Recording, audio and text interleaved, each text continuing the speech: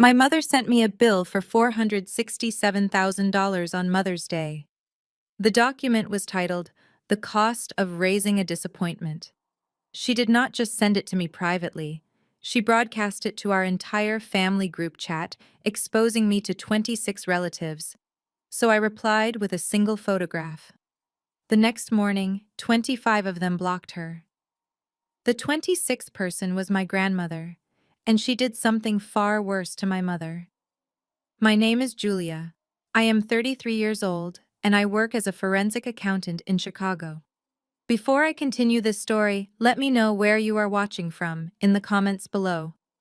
Hit like and subscribe if you have ever had to stand up to a toxic family member who tried to tear you down. It was exactly 9 in the morning on Mother's Day. I was standing in the kitchen of my Chicago apartment. The morning sun was pouring through the floor-to-ceiling windows. It cast a warm, golden glow over the hardwood floors. I had just finished brewing a fresh pot of coffee. The rich aroma filled the air, making the quiet morning feel peaceful and safe. I lived alone, and I liked it that way. My life was structured and predictable. I had spent years building a successful career from the ground up. I worked hard to distance myself from the constant chaos and emotional manipulation of my childhood home. I took a sip of my coffee and looked out at the city skyline. I was planning to call my mother Linda later that afternoon. It was an obligatory call, the kind you make out of duty rather than genuine affection. I had even ordered an expensive flower arrangement to be delivered to her house. I thought that would be enough to keep the peace for another year. I was entirely wrong about that. My phone buzzed heavily on the cold granite countertop. The sudden vibration startled me in the quiet apartment. I picked it up expecting a text message from a friend or an urgent email from a client. Instead, I saw a notification from the Anderson Family Network. This was our massive family group chat. It included 26 extended relatives. There were aunts and uncles from both sides of the country. There were cousins I had not seen in a decade. There were even a few family friends who had somehow been added over the long years. I usually kept the chat muted. It was mostly filled with holiday greetings or recipes that nobody actually cooked. But today, there was a brand new message from my mother. It was not a happy Mother's Day wish. It was not a picture of the beautiful flowers I had sent. It was a digital file attachment. The file was a portable document format. The title of the document made my breath catch sharply in my throat. It literally read, "The Cost of Raising a Disappointment." For a long moment, I just stared blindly at the screen. My heart began to pound rapidly against my ribs. My hands felt suddenly freezing cold. I knew my mother was cruel. I knew she absolutely loved a captive audience. But this felt completely different. This felt highly calculated and dangerous. I tapped the glass screen to open the document. What I saw made my stomach drop into my shoes. It was a highly stylized invoice. It looked exactly like something a professional corporate billing department would send. It had my mother's full name and home address printed at the top. Below that, it listed my personal name as the debtor. The invoice was itemized with meticulous and terrifying precision. There were perfectly aligned columns for the date, the description of the expense, and the total amount owed. I scrolled down the bright page, completely frozen in deep disbelief. She had maliciously billed me for absolutely everything. And I truly mean everything. The very first line item was for my childhood braces. She had listed the exact out-of-pocket cost from 20 years ago. The next line was for basic household groceries. She had somehow calculated a weekly food allowance for the entire 18 years I lived under her roof and multiplied it by 12 months. There were ridiculous charges for basic school supplies and winter coats. There were unreasonable fees for driving me to normal extracurricular activities. She had even billed me for the electricity and running water I consumed as a growing child. But the sheer cruelty did not stop at basic living expenses. She had moved on to my higher education. There was a massive financial charge listed for community college tuition. This particular line made my blood boil with intense fury. I had paid for my own community college classes. I had worked 2 exhausting minimum wage jobs. I waited dirty tables until 2 in the morning and woke up at 6 to study for my exams. My mother had never contributed a single dime to my education fund. She had told me that paying for college was not her responsibility because I had not chosen a prestigious university like my older brother Cameron. Yet here she was publicly billing me for the money I had earned with my own sweat and tears. It was a blatant lie broadcast to our entire family tree. I kept scrolling downward, unable to look away from the digital train wreck on my screen. The final line item was easily the most disturbing of them all. It was explicitly labeled emotional damages for failing to secure a high-earning husband. I read those awful words 3 separate times. My mother had always measured my personal worth by my ability to attract wealth. She despised the fact that I chose to build my own independent career instead of marrying into a rich family. She truly hated that I was financially autonomous. She had literally assigned a monetary value to her deep disappointment in my independent life choices. At the very bottom of the document was the grand total. It was printed in a bold, bright red font to ensure nobody missed it. $467,000. Right below that staggering number was a public message directly addressed to the entire group chat. It read, "Since Julia refuses to honor her mother today with a proper gift, I am officially calling in her lifelong debt. Pay up by Friday or be permanently removed from this family." I set my phone down gently on the counter. The silence in my apartment was absolutely deafening. I felt a strong wave of nausea wash over my entire body. My mother had just humiliated me in front of 26 people. She had exposed our private family dysfunction to cousins and aunts who barely even knew me. I waited for the tears to come. I waited for the familiar feeling of deep worthlessness that usually followed her vicious attacks. But the tears never arrived. Instead, my mind shifted into a completely different gear. I am a forensic accountant. My entire professional career is built on finding the hidden truth inside messy numbers. I track down stolen hidden assets. I expose massive financial corporate fraud. I look at confusing spreadsheets and find the dark stories that desperate people are trying to hide. And as I stared blankly at the number on my glowing screen, something clicked sharply in my professional brain. $467,000. It was an incredibly specific and odd number. When people fabricate emotional debts or try to illegally extort money, they usually pick clean round figures. They ask for $500,000. They ask for $100,000. They want the dramatic theatrical impact of a clean, massive number. They absolutely do not ask for $467,000 unless that exact amount means something very real. A highly specific number means a highly specific real-world debt. My mother did not pull that strange figure out of thin air.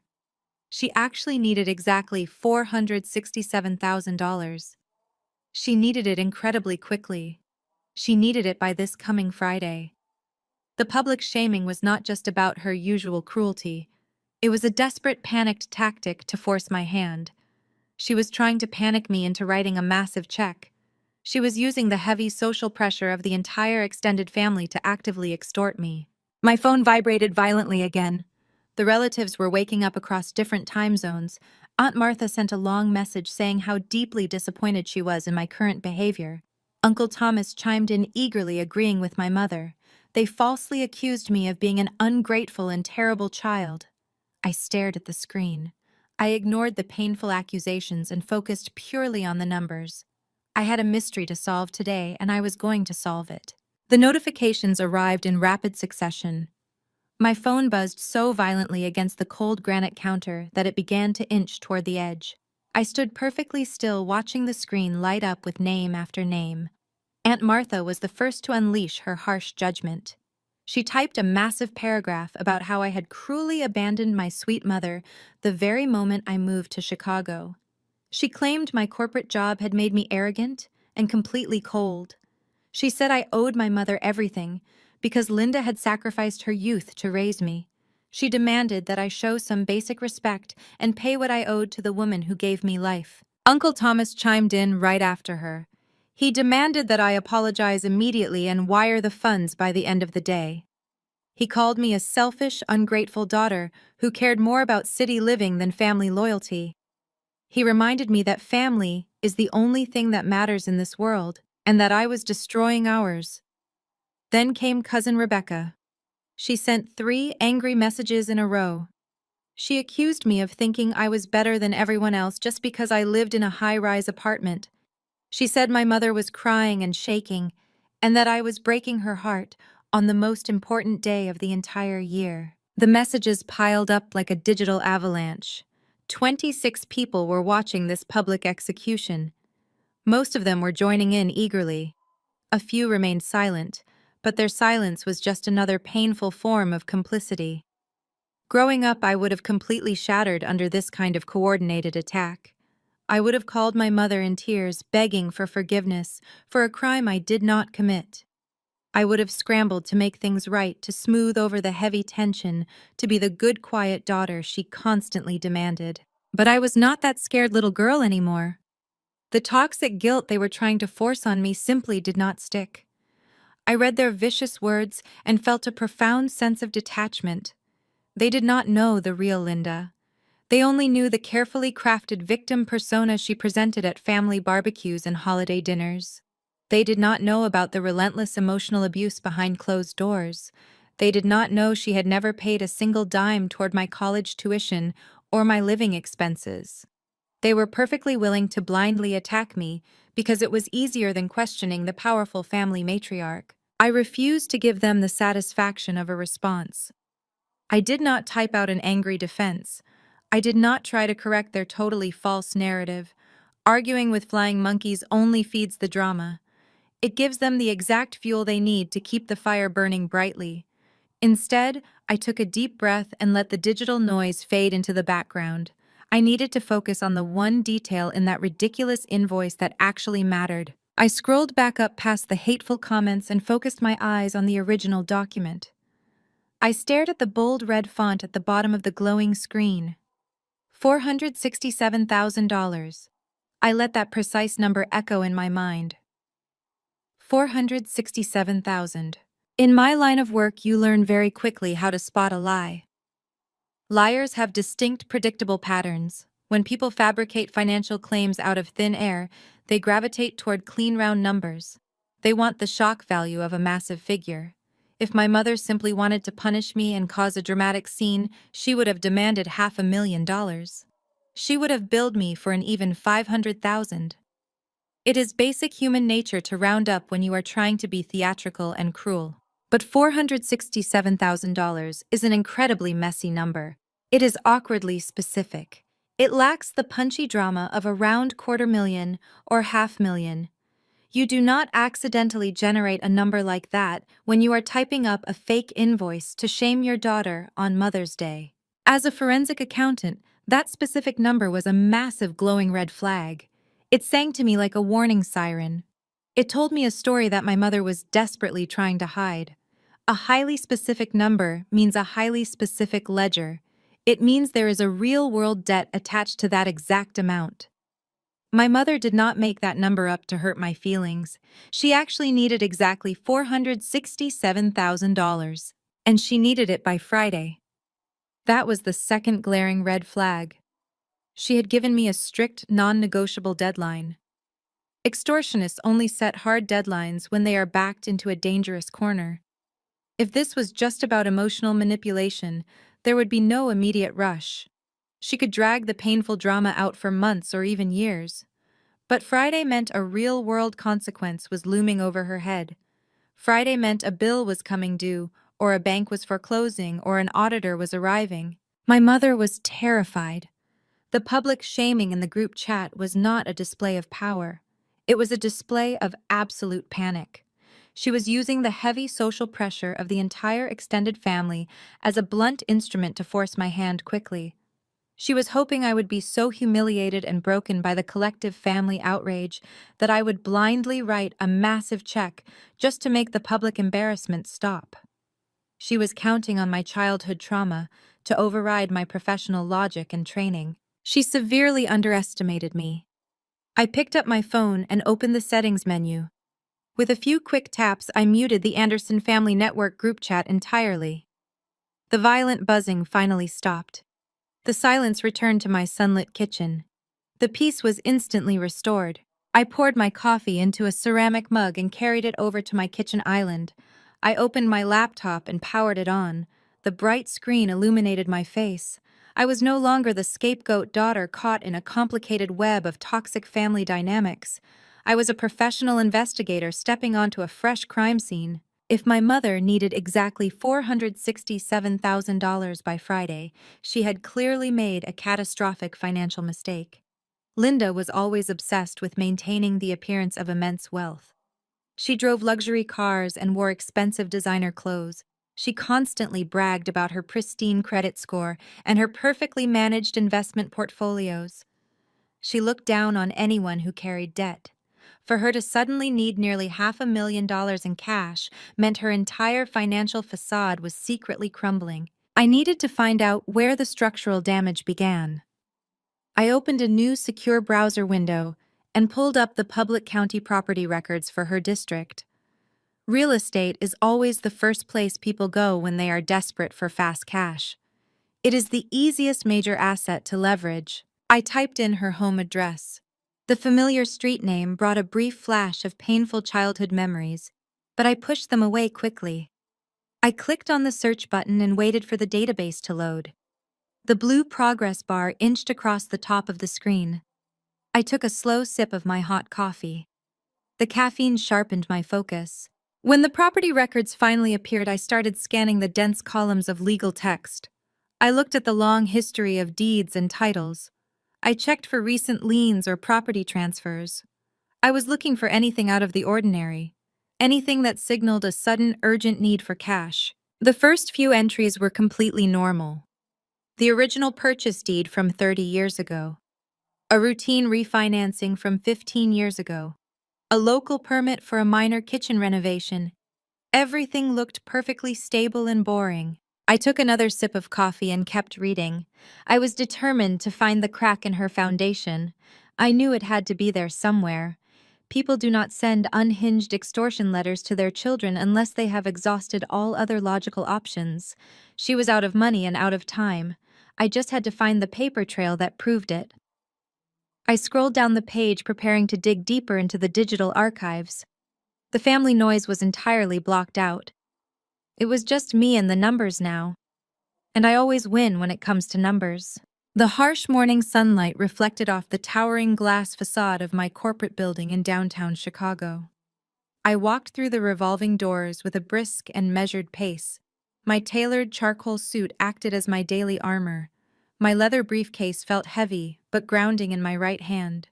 The lobby was a massive expanse of polished white marble and brushed steel. It was a cathedral of high finance and corporate law. Hundreds of professionals moved with silent purpose. The air smelled faintly of expensive espresso and crisp dry cleaning. This was my sanctuary. This was the world I had conquered entirely on my own. I approached the security turnstiles, retrieving my access badge from my pocket. Before I could swipe my card, a loud and abrasive voice echoed across the pristine marble floor. It shattered the quiet professional murmur of the morning commute. "Julia, do not even try to walk away from me." I froze. My hand stopped halfway to the electronic scanner. I recognized that arrogant, demanding tone instantly. I turned slowly, feeling a sudden spike of adrenaline course through my veins. Striding aggressively across the lobby was my older brother Cameron. He looked entirely out of place in this environment. He was 35 years old, but he still dressed like a college student, trying to impress a venture capitalist. He wore a brightly colored blazer over a designer graphic t-shirt. His expensive sneakers squeaked loudly against the polished stone. He wore an oversized luxury watch that I knew for a fact he could not actually afford. He had the unmistakable aura of a man who desperately wanted everyone to believe he was a massive success. He was the golden child of our family. He was the self-proclaimed startup entrepreneur who had never actually produced a single profitable product. He must have tailgated someone through the outer security doors. Now he was marching directly toward me with his face flushed red with unearned righteous anger. "Did you really think you could just ignore Mom's messages and hide in your little cubicle?" Cameron demanded. His voice was entirely too loud. Several lawyers holding briefcases stopped to stare at the sudden commotion. "Keep your voice down, Cameron," I said evenly. My tone was icy and controlled. "You are in a professional environment. How did you even get in here? I walked in because I am your brother and you are destroying our family." He sneered, stopping just inches away from me. He tried to use his height to intimidate me. It was the same physical bullying tactic he used when we were teenagers. He crossed his arms over his chest and looked me up and down with absolute disgust. "Look at you, playing the big corporate executive. You think this boring desk job makes you better than us. You think wearing a gray suit means you can disrespect the woman who gave you life." I stared back at him without blinking. I felt absolutely no fear. The little girl who used to cower when her older brother yelled was long gone. "I am not playing anything," I replied calmly. "I am a senior forensic accountant at a top-tier firm. I earn every single thing I have. What exactly are you playing at today, Cameron? Did your latest fake business venture fail again?" His jaw tightened, his eyes narrowed with pure venom. "Do not deflect, Julia. This is about your disgusting behavior on Mother's Day. Mom is a complete wreck. She is crying uncontrollably. You embarrassed her in front of the entire family by ignoring her simple request. You were always like this. You were always the plain invisible burden who contributed nothing. You just sat in the corner and soaked up resources while I was actually building a legacy. You owe her that money." The sheer audacity of his statement was almost breathtaking. He had fully bought into the toxic delusion our mother had constructed. He truly believed he was the brilliant star of the family, while I was just an ugly, useless shadow. I let out a short, bitter laugh. The sound echoed sharply in the cavernous lobby. An invisible burden. "Is that what I was?"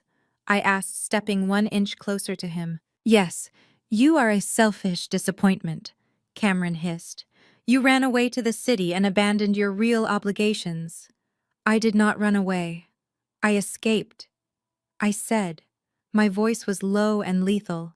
"And since we are discussing financial obligations, let us talk about your legacy, Cameron. Let us talk about how you built your so-called empire." He scoffed, waving his hand dismissively. "I am a founder. I take risks. You just crunch numbers for a paycheck. You have no idea what it takes to be a visionary." "I know exactly what it takes," I countered smoothly. "It takes a massive amount of unearned cash, cash that you never had. Do you want to know what my boring desk job actually accomplished? My boring desk job paid your downtown rent for 3 straight years." Cameron's arrogant smirk faltered slightly. His eyes darted to the left and right. "Do not try to deny it." I continued, my voice slicing through the air like a scalpel. "From 2016 to 2019, I wired exactly $2,400 every single month to your landlord. I paid for that luxury loft because your revolutionary tech startup could not even generate enough revenue to keep your electricity on. I funded your visionary lifestyle while you sat around drinking craft beer and pretending to be the next major tech giant." "Keep your voice down," Cameron muttered, his face suddenly turning a dark shade of crimson. A few people waiting for the elevators were openly listening to our conversation now. "You wanted to have this conversation in public," I reminded him without breaking eye contact. "So let us keep going. You call me a burden, but I subsidized your entire adult life. I paid for the groceries you ate while you were finding yourself. I covered the car insurance on that absurd sports car you leased to look successful. You are not an entrepreneur, Cameron. You are a 35-year-old dependent, and my boring desk job was your sole source of venture capital." He stepped back as if I had physically struck him. The golden child illusion was completely shattering right here in the lobby of my firm. He was stripped of his armor and left with nothing but his own embarrassing failures. But instead of feeling shame, he quickly pivoted to blind rage. His fragile ego could not handle the exposure. "You ungrateful witch," he spat. His hands clenched into tight fists at his sides. "You think throwing a few dollars my way gives you the right to treat Mom like garbage? She is sick, Julia. You are causing her blood pressure to spike dangerously high. She is on the verge of a massive heart attack because you refuse to pay your debts. She does not have a debt to collect from me, I stated firmly. I owe her nothing. That invoice is a complete fabrication. You will write that check today, Cameron demanded loudly. His voice echoed off the marble walls again. His face was twisted with ugly desperation. You will wire that $467,000 by Friday, or I swear to God I will ruin you. I tilted my head, studying his frantic behavior. You will ruin me. And how exactly do you plan to do that? I will march right up to your managing partner's office, he threatened, pointing a shaking finger at the elevator banks. I will tell them that their precious senior accountant is financially abusing her sick elderly mother. I will tell them you are stealing from your own family. I will make such a massive scene in this lobby that security will have to drag you out. I will destroy your professional reputation before lunch. You will be completely unemployable. His threat was pathetic, but his erratic behavior was becoming a genuine security risk. He was breathing heavily and sweating through his expensive blazer. He looked like a man who was fighting for his actual life. I slowly turned my head and made eye contact with the head security guard standing near the front desk. His name was David, and he had been watching the entire exchange with increasing concern. I gave David a subtle nod. He immediately unhooked his radio and began walking briskly toward us, accompanied by another large guard in a dark uniform. You are not going upstairs, Cameron, I said calmly, turning back to my brother. You are leaving this building right now. And if you ever show your face at my workplace again, I will have you arrested for trespassing and harassment. You cannot do this to us, Cameron shouted as David and the second guard stepped up behind him. One guard placed a firm hand on Cameron's shoulder, guiding him away from me. Let go of me. I am a guest, Cameron yelled, shrugging aggressively against the guard's grip. Sir, you need to exit the premises immediately, David said in a deep, authoritative tone. If you resist, we will involve the police. Cameron realized he had lost. The security guards were physically overpowering him. He was being forcibly removed from the building in front of dozens of my professional colleagues. His grand ambush had failed spectacularly. I had not broken down in tears. I had not agreed to write the check. I had simply humiliated him with the undeniable truth. As the guards pushed him toward the revolving glass doors, Cameron dug his heels into the polished floor. He twisted his body to look back at me one final time. His eyes were wide and frantic. The mask of the arrogant golden child had completely melted away. He looked terrified. You have to pay it, Julia, he screamed across the lobby. The desperation in his voice sent a sudden sharp chill down my spine. Mom's house is on the line because of you. She is going to lose everything if you do not pay up. The heavy glass doors rotated, pushing him out into the bustling city street. The guards stood firm at the entrance, ensuring he did not attempt to come back inside. The lobby slowly returned to its normal quiet hum. People turned their attention back to their phones and their morning coffees. I stood frozen by the turnstiles. My access badge was gripped tightly in my hand. Mom's house is on the line because of you. The words echoed loudly in my mind. The puzzle pieces were finally starting to connect. The bizarre, highly specific invoice. The aggressive Mother's Day deadline. Cameron's sudden, frantic demand for cash. It was not just about control or emotional abuse anymore. It was about something much larger. My mother owned her large suburban house outright. She had paid off the primary mortgage over a decade ago. She bragged about being completely debt-free at every single family gathering. She used her paid-off house as a weapon to judge everyone else who had a monthly mortgage payment. If her house was suddenly on the line, it meant she had secretly borrowed against it. It meant she had taken out a massive loan using her only major asset as collateral. And if Cameron was this terrified about her losing it, it meant he was somehow deeply involved in whatever financial disaster she had created. I swiped my badge against the electronic scanner. The glass barrier slid open with a soft beep. I walked toward the elevator banks with a new sense of fierce determination. I did not care about the drama or the insults. I only cared about the numbers. I knew exactly what I had to do next. I needed to look at the public property records immediately. I was going to find out exactly how much debt my mother had secretly taken on. The truth was hiding in the data, and I was about to uncover it all. The elevator ride up to the 42nd floor felt entirely different today. Usually, I use these 60 seconds of ascending silence to mentally prepare for my corporate clients. I would review tax codes and prepare audit strategies. But today, my mind was completely consumed by a domestic financial disaster. Cameron had handed me the skeleton key to my mother's desperate extortion attempt. "Mom's house is on the line." I repeated the phrase under my breath. I stepped off the elevator and walked swiftly past the reception desk. I gave a polite nod to my colleagues, but I did not stop for the usual morning pleasantries. I entered my private corner office and firmly shut the heavy oak door behind me. The click of the lock provided a satisfying sense of absolute isolation. I set my leather briefcase on the floor and walked straight to my desk. I did not even bother taking off my suit jacket. I woke up my workstation monitors. The screens flared to life, illuminating my face with a harsh blue light. I opened my secure web browser and navigated directly to the Cook County Recorder of Deeds online portal.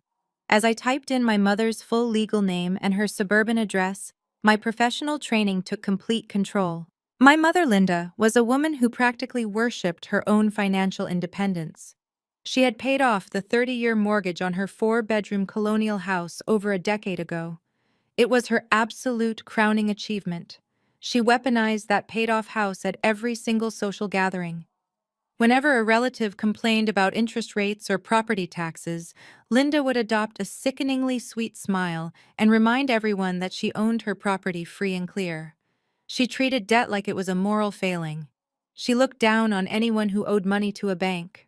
For a woman with that level of extreme financial pride, to put her beloved house on the line, something catastrophic must have occurred. The database search engine took a few agonizing seconds to process my request. I watched the small loading icon spin in circles. My fingers hovered over the keyboard. I knew the history of this property. I knew the original deed was filed in 1992. I knew the final mortgage satisfaction document was recorded in 2012. I expected to see those familiar historical records pop up on my screen. The page finally refreshed. A long list of legal documents appeared in chronological order. I scrolled past the old utility easements and the original property transfer files. I dragged my cursor to the very top of the list to look at the most recent filings. My eyes locked onto a document recorded just 18 months ago. My heart executed a hard, violent thump against my ribs. It was a home equity line of credit, a HELOC. I clicked the link to download the scanned PDF image of the actual legal document. The image loaded onto my secondary monitor. I leaned forward, resting my elbows on the desk. There it was, in stark black and white. My mother's distinct looping signature was inked across the bottom of the page. She had pledged her pristine, debt-free home as collateral to secure a massive line of credit from a major national bank. She had willingly mortgaged her most prized possession. She had violated her own sacred rule about carrying debt. I scanned the terms of the loan agreement. The interest rate was terrible, indicating she had likely been in a rush to secure the funds. The timeline was aggressive. But the most alarming part was the second document filed right above the HELOC in the county database. It was filed just 3 weeks ago. It was a notice of default and intention to foreclose. I sat back in my ergonomic chair and let out a long, slow breath. Cameron was not exaggerating. He was not being dramatic. Mom's house was literally on the line. The bank had initiated formal foreclosure proceedings. She had missed multiple consecutive payments, and the lender was now moving aggressively to seize the property. She was legally on the brink of losing her home. If she did not cure the default within the grace period, the bank would auction her beloved colonial house to the highest bidder. Her pristine suburban image was about to be completely incinerated. This was the terrifying reality that drove her to create that unhinged Mother's Day invoice. She was staring down the barrel of homelessness and profound social humiliation. She needed a massive injection of cash to satisfy the bank and stop the foreclosure. She thought she could bully and shame her successful daughter into writing a blank check to save the family matriarch. But as I stared at the financial figures printed on the notice of default, the cold logic of my profession interrupted my train of thought. A massive glaring inconsistency jumped off the screen and smacked me right in the face. I pulled a yellow legal pad toward me and uncapped my favorite fountain pen. I needed to write the numbers down to see them clearly. The maximum limit of the home equity line of credit my mother took out was exactly $200,000. The notice of default stated that the principal balance owed to the bank was exactly $200,000. She had completely maxed out the credit line. She had drawn every single available penny from the bank. I wrote $200,000 on the top line of my yellow pad. I drew a thick black box around it. Then I wrote the total amount from the fake Mother's Day invoice right below it. $467,000. I stared at the two numbers. The math simply did not work. If my mother only needed to pay off the defaulted HELOC to save her house, she only needed $200,000. Even accounting for late fees and legal penalties, the bank would demand a number very close to that baseline figure. If she was trying to extort me to save her property, she would have demanded $200,000. She would have billed me for the exact amount required to halt the foreclosure, but she demanded $467,000. I tapped my pen against the desk. The sound was sharp and rhythmic in the quiet office. As a forensic accountant, I am trained to look for the missing pieces in a financial puzzle. When the numbers do not reconcile, it means there is an entirely separate ledger hiding in the shadows. It means the crisis is much bigger than the visible documentation suggests. I did the simple subtraction in my head, but I wrote it out on the pad just to solidify the reality. 467,000 minus 200,000 equals 267,000. $267,000. That was the massive gaping hole in my mother's financial story. The defaulted HELOC proved she was in severe financial ruin, but it only accounted for less than half of the money she was desperately demanding from me. The extortion attempt was not just about saving her house, it was about covering a much larger and darker catastrophe. Where did the remaining $267,000 come from? And more importantly, where did it go? My mind raced through the possibilities. Did she have secret gambling debts? Did she fall victim to a massive wire fraud scam? Did she owe money to private lenders who did not file public property liens? None of those scenarios fit her psychological profile. Linda was fiercely protective of her image. She did not gamble. She was deeply suspicious of online transactions, and she would never associate with unsavory private lenders. Whatever generated this massive secondary debt had to be connected to her intense need to maintain her status as the perfect, successful matriarch. I looked back at the computer screen. I pulled up the HELOC document again and looked closely at the dates. She took out the $200,000 loan exactly 18 months ago. What was happening 18 months ago? I closed my eyes and searched my memory. I thought back to the sparse family updates I had received before I muted the group chat. I thought about the holiday newsletters my mother loved to send out bragging about her golden child. 18 months ago was exactly when Cameron launched his revolutionary tech startup. My eyes snapped open. A cold wave of realization washed over me. Cameron had bragged endlessly about securing seed funding for his new company. He had bought expensive office space downtown. He had leased luxury company cars. He had flown to fake conferences in Dubai and Tokyo. He had lived the life of a Silicon Valley billionaire without ever having a functional product to sell. I had assumed he found some foolish angel investors to scam. I had assumed he conned a venture capital firm into backing his vaporware. But Cameron was not a persuasive businessman. He was an arrogant dependent who had relied on my secret rent payments for 3 years. Institutional investors do not hand over hundreds of thousands of dollars to men like Cameron without doing severe due diligence. But a doting narcissistic mother would.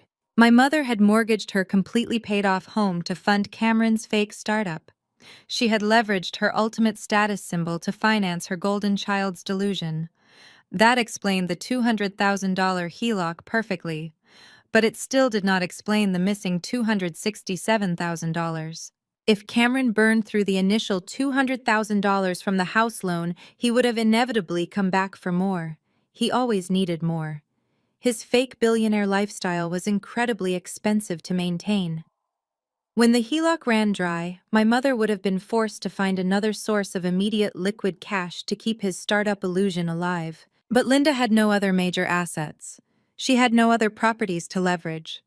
Her retirement accounts were modest because she had always relied on my late father's life insurance policy, which was long gone. There was only one other pool of significant wealth left in our entire family. The realization hit me with the force of a freight train. It was a thought so dark and twisted that my mind initially rejected it. But the cold, hard numbers refused to lie. The math demanded a source. I stood up from my desk. My chair rolled backward and bumped against the bookshelf. My heart was pounding fiercely now, not from shock, but from a deeply terrifying understanding of exactly how far my mother had fallen. The missing $267,000 had to come from somewhere, and I was suddenly absolutely certain I knew exactly where she stole it from. I grabbed my suit jacket from the back of my chair and slipped it on. The investigation had just escalated from a simple case of personal extortion to a massive federal crime. I needed to move fast. I needed to start pulling the bank wire transfers. The truth was hiding in the routing numbers, and I was going to rip it completely out of the shadows. My mother thought she was a master manipulator, but she was leaving a digital blood trail a mile wide. And I was the exact wrong daughter to challenge to a game of numbers. I grabbed my briefcase and headed for the door. The hunt was officially on. I stepped out of the corporate building and hailed a cab to head back to my home office setup where my secure servers were located. The crisp Chicago wind whipped past me, but I barely felt the cold. My blood was practically humming with adrenaline. As I settled into the back seat of the taxi, my phone suddenly erupted. It was not the standard polite vibration of a text message. It was a relentless, sustained buzzing.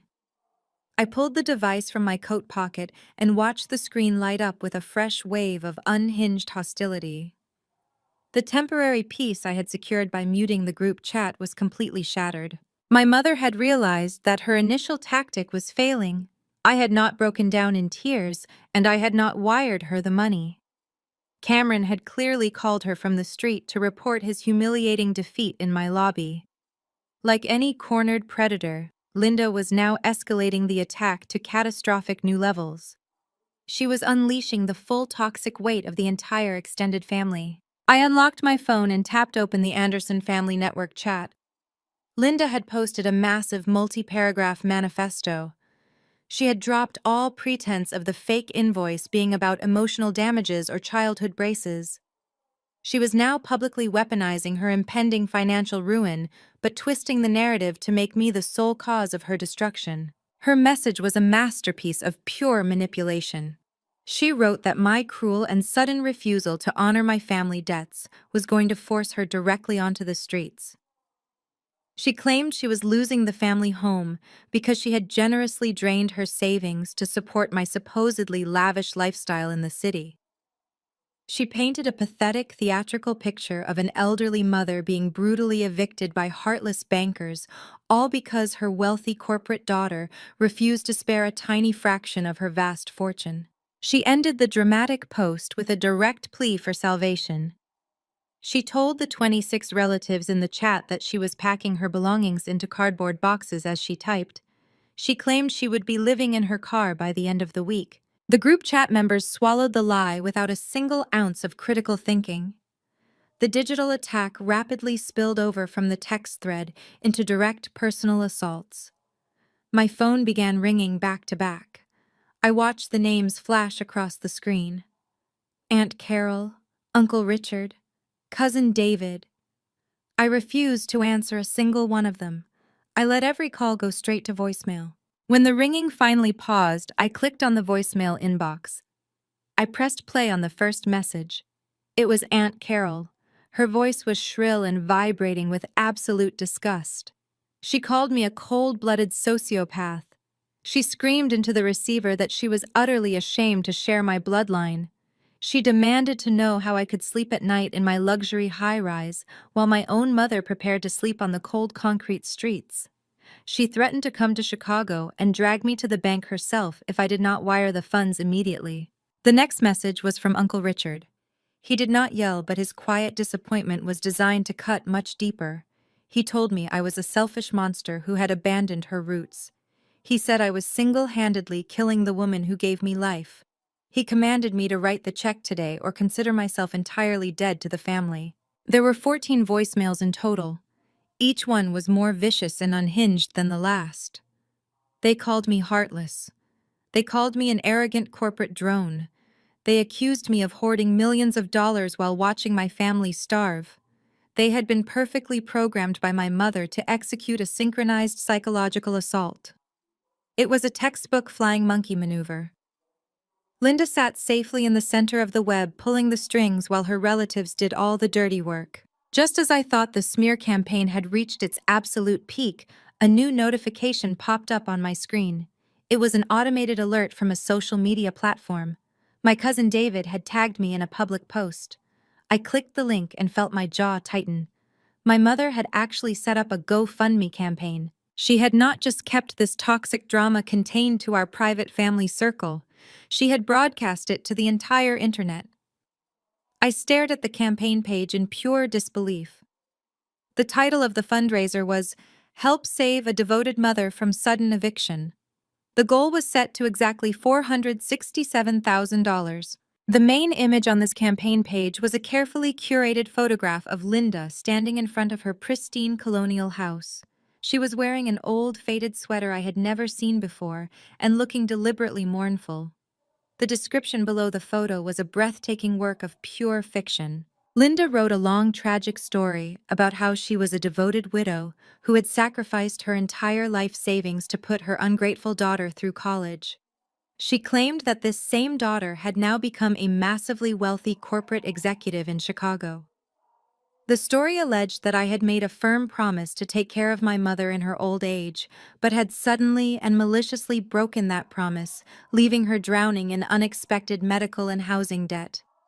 She explicitly stated that her heartless daughter abandoned her to face foreclosure alone. She begged her friends, her church members, and complete strangers to donate whatever they could spare to stop the bank from seizing her home on Friday. She wrote that any small donation would help ease the crushing pain of a mother's broken heart. The campaign had already raised $3,000 in just 2 hours. People from her local community were leaving sympathetic comments and tagging me, demanding to know how I could be so cruel. Strangers were calling me a monster on a public forum. She was actively crowdsourcing her extortion attempt. She was using the threat of total public humiliation to force me to cave. The sheer weight of the psychological pressure was immense. It was designed to be completely suffocating. For a normal person standing at the center of this coordinated smear campaign, the instinct to surrender would be entirely overwhelming. Most people would write the check just to make the relentless ringing stop.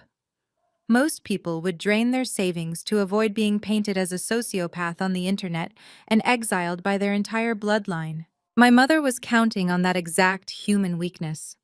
She assumed the intense shame and the public vitriol would break my spirit. She assumed I would revert back to the terrified little girl who always apologized to keep the peace. She wanted me to feel so thoroughly isolated and hated that paying her off would seem like the only viable path to survival. But she failed to understand that the fire she was using to burn me was the exact same fire I was using to fuel my investigation. I sat back against the leather seat of the taxi and let out a long, slow breath. I did not feel the urge to cry. I did not feel the urge to call her and beg for a truce. I felt an absolute crystal-clear sense of purpose. The intense gaslighting and the vicious attacks only confirmed that I was staring directly at a massive unexploded bomb. Her desperate, escalating behavior proved that the missing $267,000 was tied to something incredibly dangerous. The more she screamed, the closer I knew I was getting to the truth. I arrived at my apartment building and paid the driver. I rode the elevator up to my floor with my phone still buzzing in my hand. I walked into my home office and booted up my secure high-speed desktop workstation. The family noise, the voicemails, the GoFundMe page, all of it was just a chaotic smokescreen designed to hide all the real data. I was going to ignore the loud flying monkeys. I was going to hold the boundary like a fortress wall. Every single nasty comment was just additional confirmation that my mother was in a state of absolute financial terror. I opened my encrypted financial software and prepared to dig deeply into my mother's digital footprint. I needed to access the banking portals. I needed to trace the exact path of the money. I needed to find proof linking the missing funds to my grandmother. The smear campaign was deafening, but the numbers were going to speak the absolute truth. The forensic deep dive was about to begin. I placed my hands firmly on the keyboard, ready to completely dismantle her pristine suburban lie. The bright light of my dual monitors illuminated my home office. The first step in any financial forensic investigation is establishing the exact origin point of the funds. I already knew my mother took out a $200,000 home equity line of credit. The county recorder of deeds had confirmed that much, but taking out a line of credit is merely opening a door. I needed to see exactly who walked through it. I logged into a specialized public records database that aggregates financial filings, court records, and property data across multiple states. It is a highly sensitive tool we use at my corporate firm to run deep background checks on potential merger targets. Today I was using it to audit my own mother. I typed in her social security number, which I had memorized years ago when I filled out my own financial aid forms, because she absolutely refused to help me. The database took a moment to compile her massive digital footprint. When the results populated on my screen, I filtered them to isolate large banking transactions and property liens. I was looking for the precise disbursement path of that $200,000.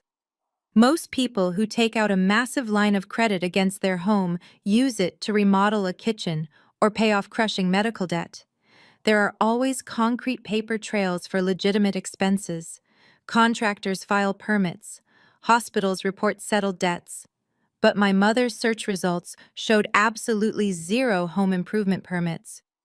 There were no satisfied medical liens. There were no large payments to legitimate verified creditors. The money had simply vanished from her primary accounts. But money never truly vanishes. It just changes hands. I broadened my search parameters to look at uniform commercial code filings and corporate affiliations connected to her primary residential address. If she did not spend the money on her house, she transferred it somewhere else. And transfers of that size leave massive digital wakes. A new document popped up on my screen, causing my eyes to narrow. It was a state business filing from exactly 18 months ago. My mother had not spent the $200,000. She had wired it in a single massive lump sum. I clicked on the wire transfer record and stared at the beneficiary account. The receiving entity was not a local contractor or a hospital billing department. It was a limited liability company registered in the state of Delaware. The company was officially named Apex Visionary Holdings, LLC. The name sounded exactly like the kind of pretentious, meaningless corporate jargon my older brother would invent. I opened a new tab and accessed the Delaware Division of Corporations Registry. Delaware is famous for allowing corporate anonymity, but as a forensic accountant, I know all the back doors. I pulled the franchise tax records and the initial formation documents for the LLC. The sole managing member was listed clearly on the second page. Cameron Anderson, my brother, the golden child, the brilliant startup entrepreneur. I felt a cold, sharp smile touch my lips. He had not secured institutional seed funding. He had not impressed a room full of venture capitalists with his revolutionary business acumen. He had simply cried to his mommy and convinced her to mortgage her perfectly paid-off colonial house to fund his delusions of grandeur. My mother had wired him $200,000 of her hard-earned home equity. But I needed to know exactly what he did with that massive influx of cash. I needed to know why the money was entirely gone and why the bank was now threatening to forcefully foreclose on her home. I cross-referenced the LLC's tax identification number with public expenditure databases. What I found was a spectacular masterclass in pure financial negligence. Cameron had not built a tech company. He had built a personal slush fund. Apex Visionary Holdings had 0 registered employees. It had 0 filed patents. It had 0 reported revenue streams. It was nothing but a hollow shell company designed to process my mother's home equity. I started pulling the expense reports associated with the corporate accounts. The sheer audacity of his spending was breathtaking. Within the first week of receiving the $200,000 wire transfer, Cameron had executed a massive down payment on a luxury vehicle. I pulled the vehicle registration records. It was a matte black Porsche Panamera. He had registered it under the company name to falsely claim it as a business expense.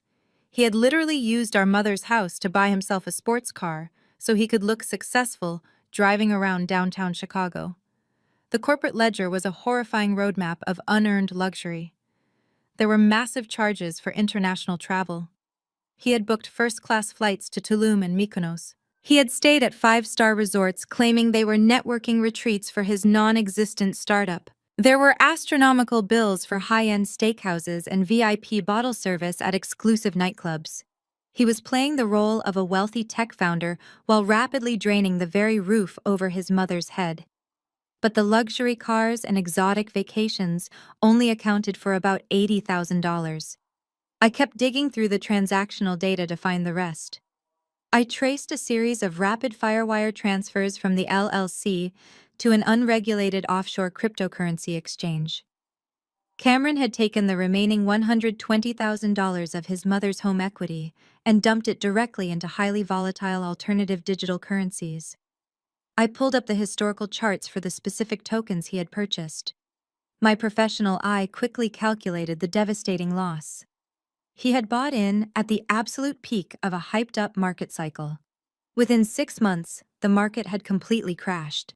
His digital assets had lost 95% of their value. The $120,000 had evaporated into thin air. He had quite literally gambled away his mother's house on a speculative digital trend. I sat back in my chair and let the profound reality of the scam wash over me. Cameron was not a victim of a tough business climate. He was a complete fraud. He had shamelessly exploited our mother's desperate need to have a successful golden child. He had sold her a fake dream, and she had been so blinded by her fierce favoritism that she handed him the keys to her financial stability. And when the money ran out and the bank came knocking, they did not blame each other. They did not take responsibility for their catastrophic choices. They turned around and blamed me. They had the absolute nerve to ambush me in my corporate lobby and demand that I pay for the Porsche and the failed crypto investments. They were trying to shame me on the internet, calling me a heartless sociopath, while they frantically tried to cover up a financial disaster entirely of their own making. I felt a surge of intense righteous energy. The heavy guilt they had tried to force on me was completely neutralized. I had the absolute proof of their negligence. I had the digital paper trail that exposed Cameron as a complete fraud and Linda as his willing financier. I took my yellow legal pad and wrote down the exact timeline. 18 months ago, Linda takes out a $200,000 home equity line of credit. 2 days later, Linda wires $200,000 to Apex Visionary Holdings, LLC. Within 6 months, Cameron squanders the entire amount on luxury items and failed cryptocurrency gambles. Today, the bank issues a formal notice of default for $200,000.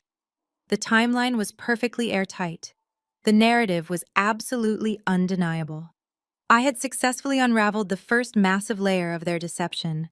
But as I stared at the flawless timeline, the lingering mathematical problem reared its head again. I tapped my fountain pen against the pad.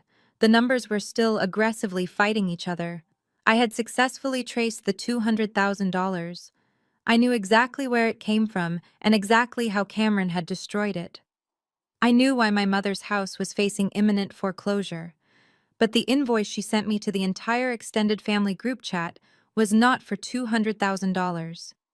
She had explicitly demanded $467,000. She had set up a public fundraising campaign for exactly $467,000.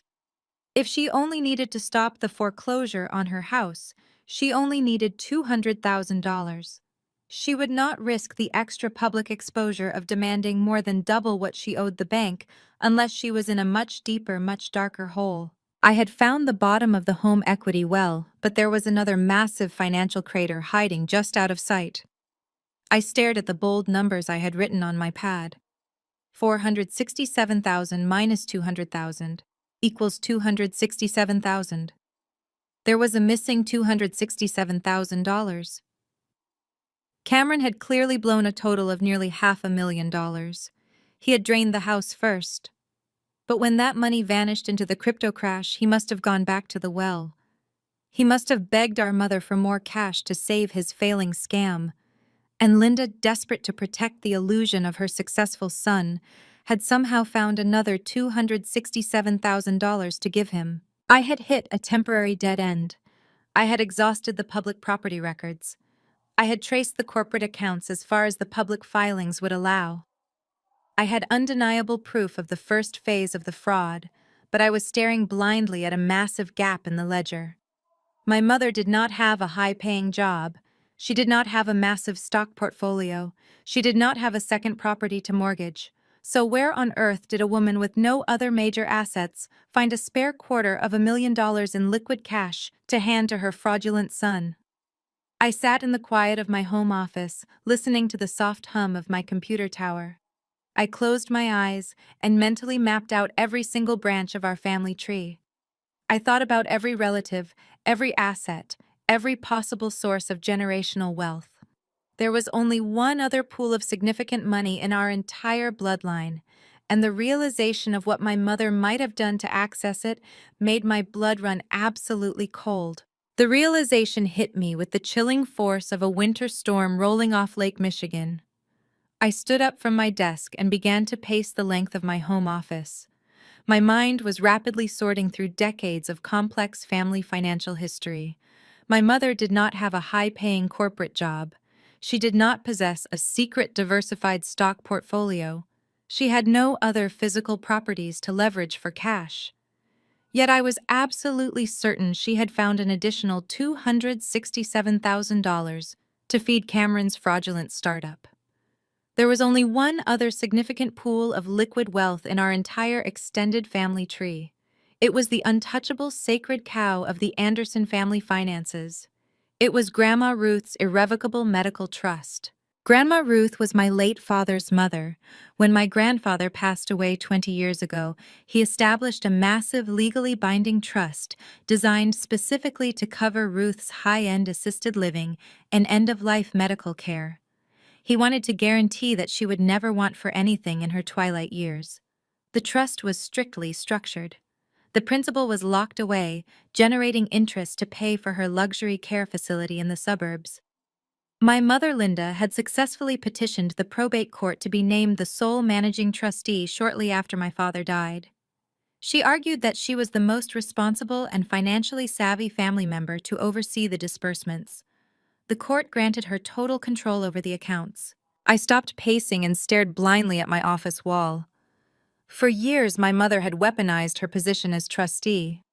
She constantly complained to the extended family about the heavy burden of managing Ruth's complicated finances. She used it as ultimate proof of her absolute selfless devotion to the family. She held the power of the purse strings over Grandma Ruth, controlling every aspect of her medical care and living arrangements. If Linda needed $250,000 in untraceable, untaxed liquid cash, the medical trust was the only possible source. But irrevocable trusts are not personal piggy banks. They are heavily regulated by state law. Trustees have a strict fiduciary duty to the beneficiary. Stealing from an irrevocable trust, especially an elder care medical trust, is not just a moral failing, it is a severe federal crime. It is elder financial abuse and felony embezzlement. I sat back down at my desk and pulled my keyboard toward me. My hands were shaking slightly, not from fear, but from the sheer massive scale of the fraud I was uncovering. I needed to verify the oversight timeline. Irrevocable trusts with designated trustees are subject to mandatory state auditing.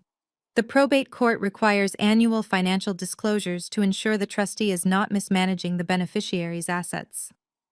I opened a new browser tab and navigated directly to the County Probate Court Public Records portal.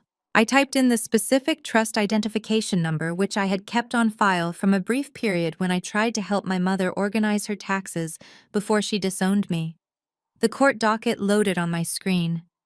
I scrolled past years of routine annual filings. The historical records showed a pristine, perfectly balanced ledger. Linda had always been meticulous about her annual reports, but I was not looking at the past. I was looking for the future deadlines. My eyes found the upcoming schedule section. The screen displayed a bold red warning icon. The mandatory annual comprehensive audit for the Ruth Anderson Medical Trust was scheduled for May 28th. I looked at the digital calendar in the bottom corner of my monitor. Today was May 14th. The state auditors were scheduled to review the complete financial ledger of the medical trust in exactly 14 days. The entire twisted puzzle clicked violently into place. The timeline was completely devastating in its perfect logic. 18 months ago, my mother drained her home equity to give Cameron $200,000. When Cameron lost that initial investment in the cryptocurrency crash, he begged her for more money to keep his fake startup illusion alive. Linda, desperate to protect her golden child, secretly dipped into Grandma Ruth's medical trust. She illegally wired an additional $267,000 to Cameron's offshore accounts, believing he would eventually generate a massive return on investment, and she could quietly replace the stolen funds before anyone noticed. But Cameron was a complete fraud. The money evaporated, the startup failed, and now the music had completely stopped. Linda was utterly trapped in a vice of her own making. The bank had issued a formal notice of default on her home equity loan. They were preparing to foreclose on her beloved colonial house, exposing her financial ruin to the entire neighborhood. But the foreclosure was actually the least of her problems. The true impending disaster was the probate court audit. In exactly 14 days, state financial auditors were going to open the ledger for Grandma Ruth's medical trust. They were going to look for the principal balance. They were going to discover that $267,000 was missing. They were going to demand to see the disbursement receipts.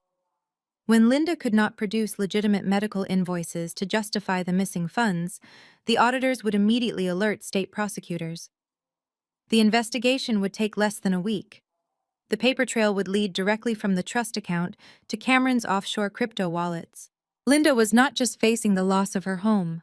She was facing imminent federal prison time for grand theft and elder financial abuse. Cameron was facing prison time for receiving stolen funds and wire fraud.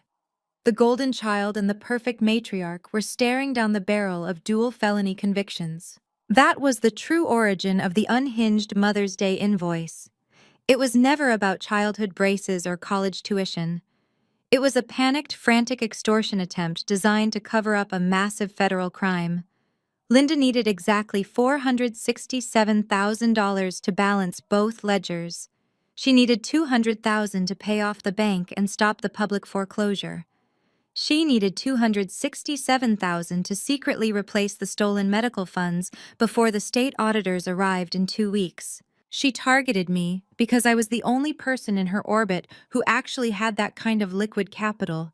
She knew I had built a highly successful corporate career. She knew I had no spouse and no children. In her twisted narcissistic mind, my hard-earned wealth was merely an emergency reserve fund for her own catastrophic mistakes. She believed she could use the entire extended family as a blunt instrument of social terror. She thought she could whip the aunts and uncles into such a frenzy of public shaming that I would break down, cry, and wire her the money just to buy back my peace and my reputation. She was literally trying to crowdsource her own legal defense fund through aggressive psychological warfare. I leaned back in my chair and stared at the ceiling. The sheer breathtaking audacity of her plan was almost impressive. She was willing to completely destroy my emotional well-being. She was willing to orchestrate a massive public smear campaign calling me a sociopath and a terrible daughter, all to save her arrogant, fraudulent son from facing the consequences of his actions. She was perfectly fine with me paying for the Porsche and the luxury vacations while she continued to play the role of the devoted, selfless mother. I picked up my phone.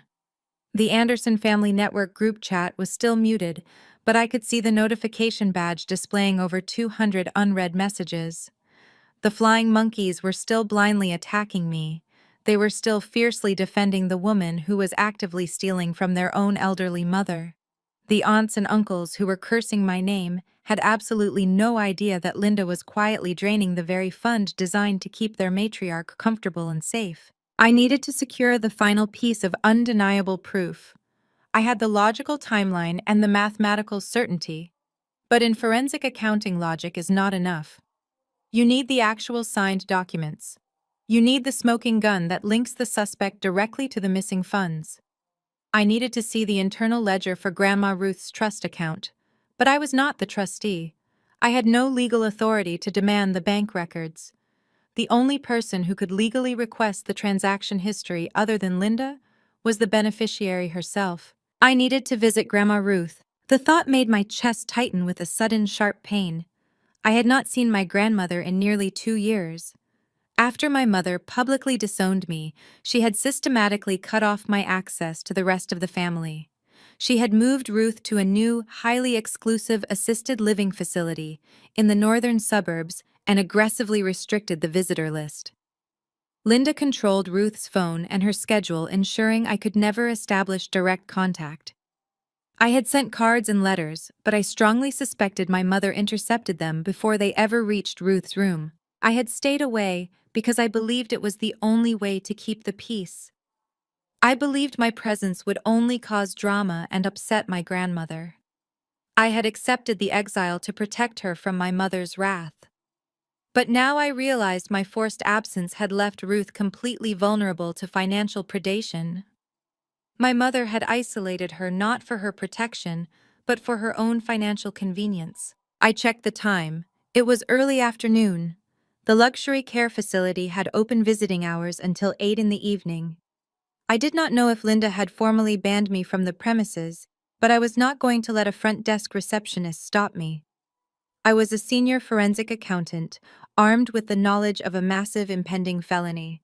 I was going to walk into that facility and get exactly what I needed. I stood up and grabbed my tailored coat.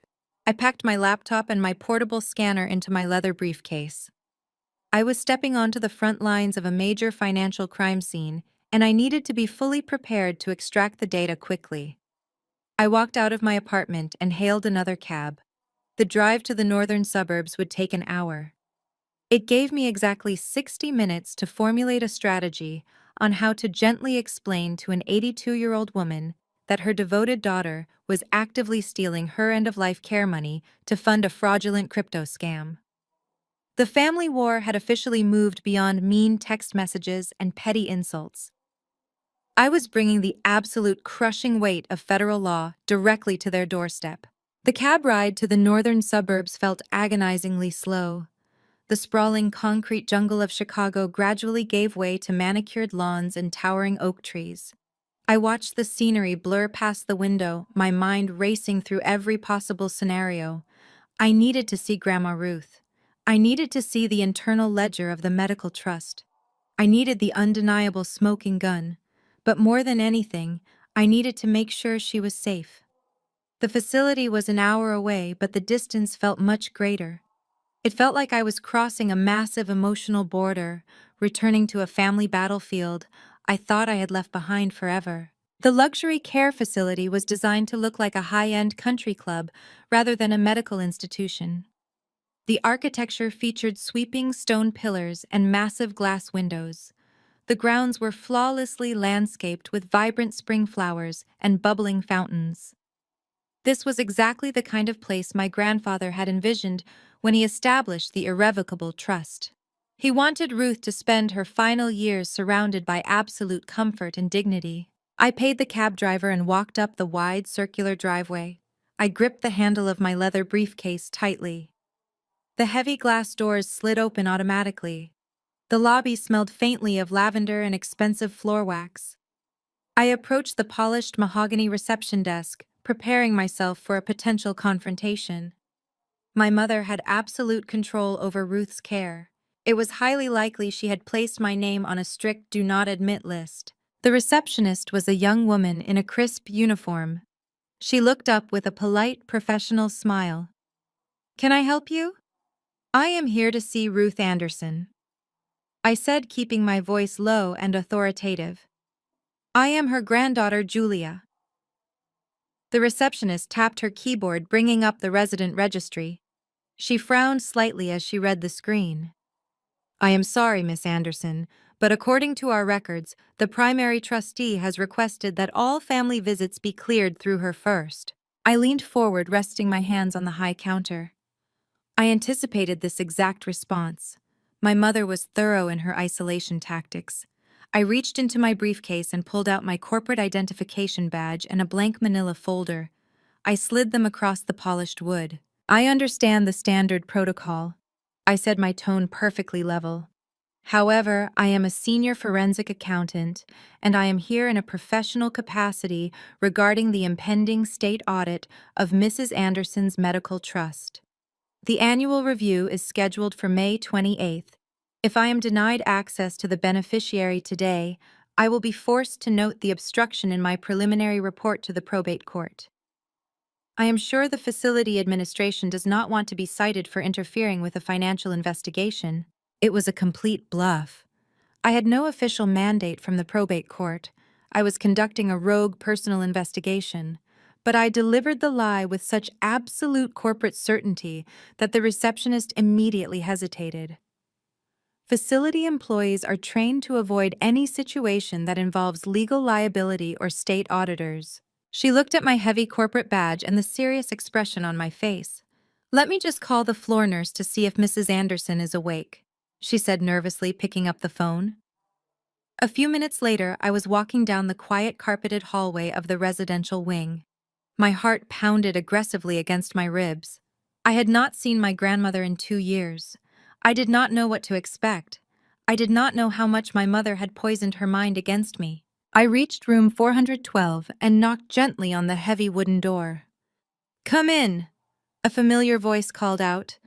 It was slightly thinner than I remembered, but still sharp and clear. I turned the brass handle and stepped inside.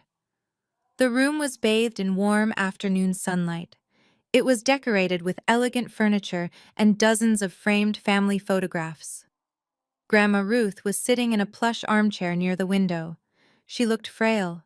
Her silver hair was perfectly styled, but her frame was noticeably smaller. A colorful woven blanket was draped across her lap. She turned her head toward the door.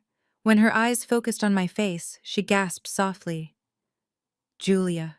"Grandma," I said, stepping fully into the room. I was so afraid she would turn me away. I was afraid Linda had completely brainwashed her. But Ruth did not look angry or resentful. She looked profoundly relieved. "Oh, my sweet girl." She reached out her thin, trembling hands. "Come here. Let me look at you." I walked across the room and knelt beside her chair. I wrapped my arms around her delicate shoulders, hugging her tightly. She smelled of the same rosewater perfume she had worn since I was a little girl. Tears pricked the corners of my eyes.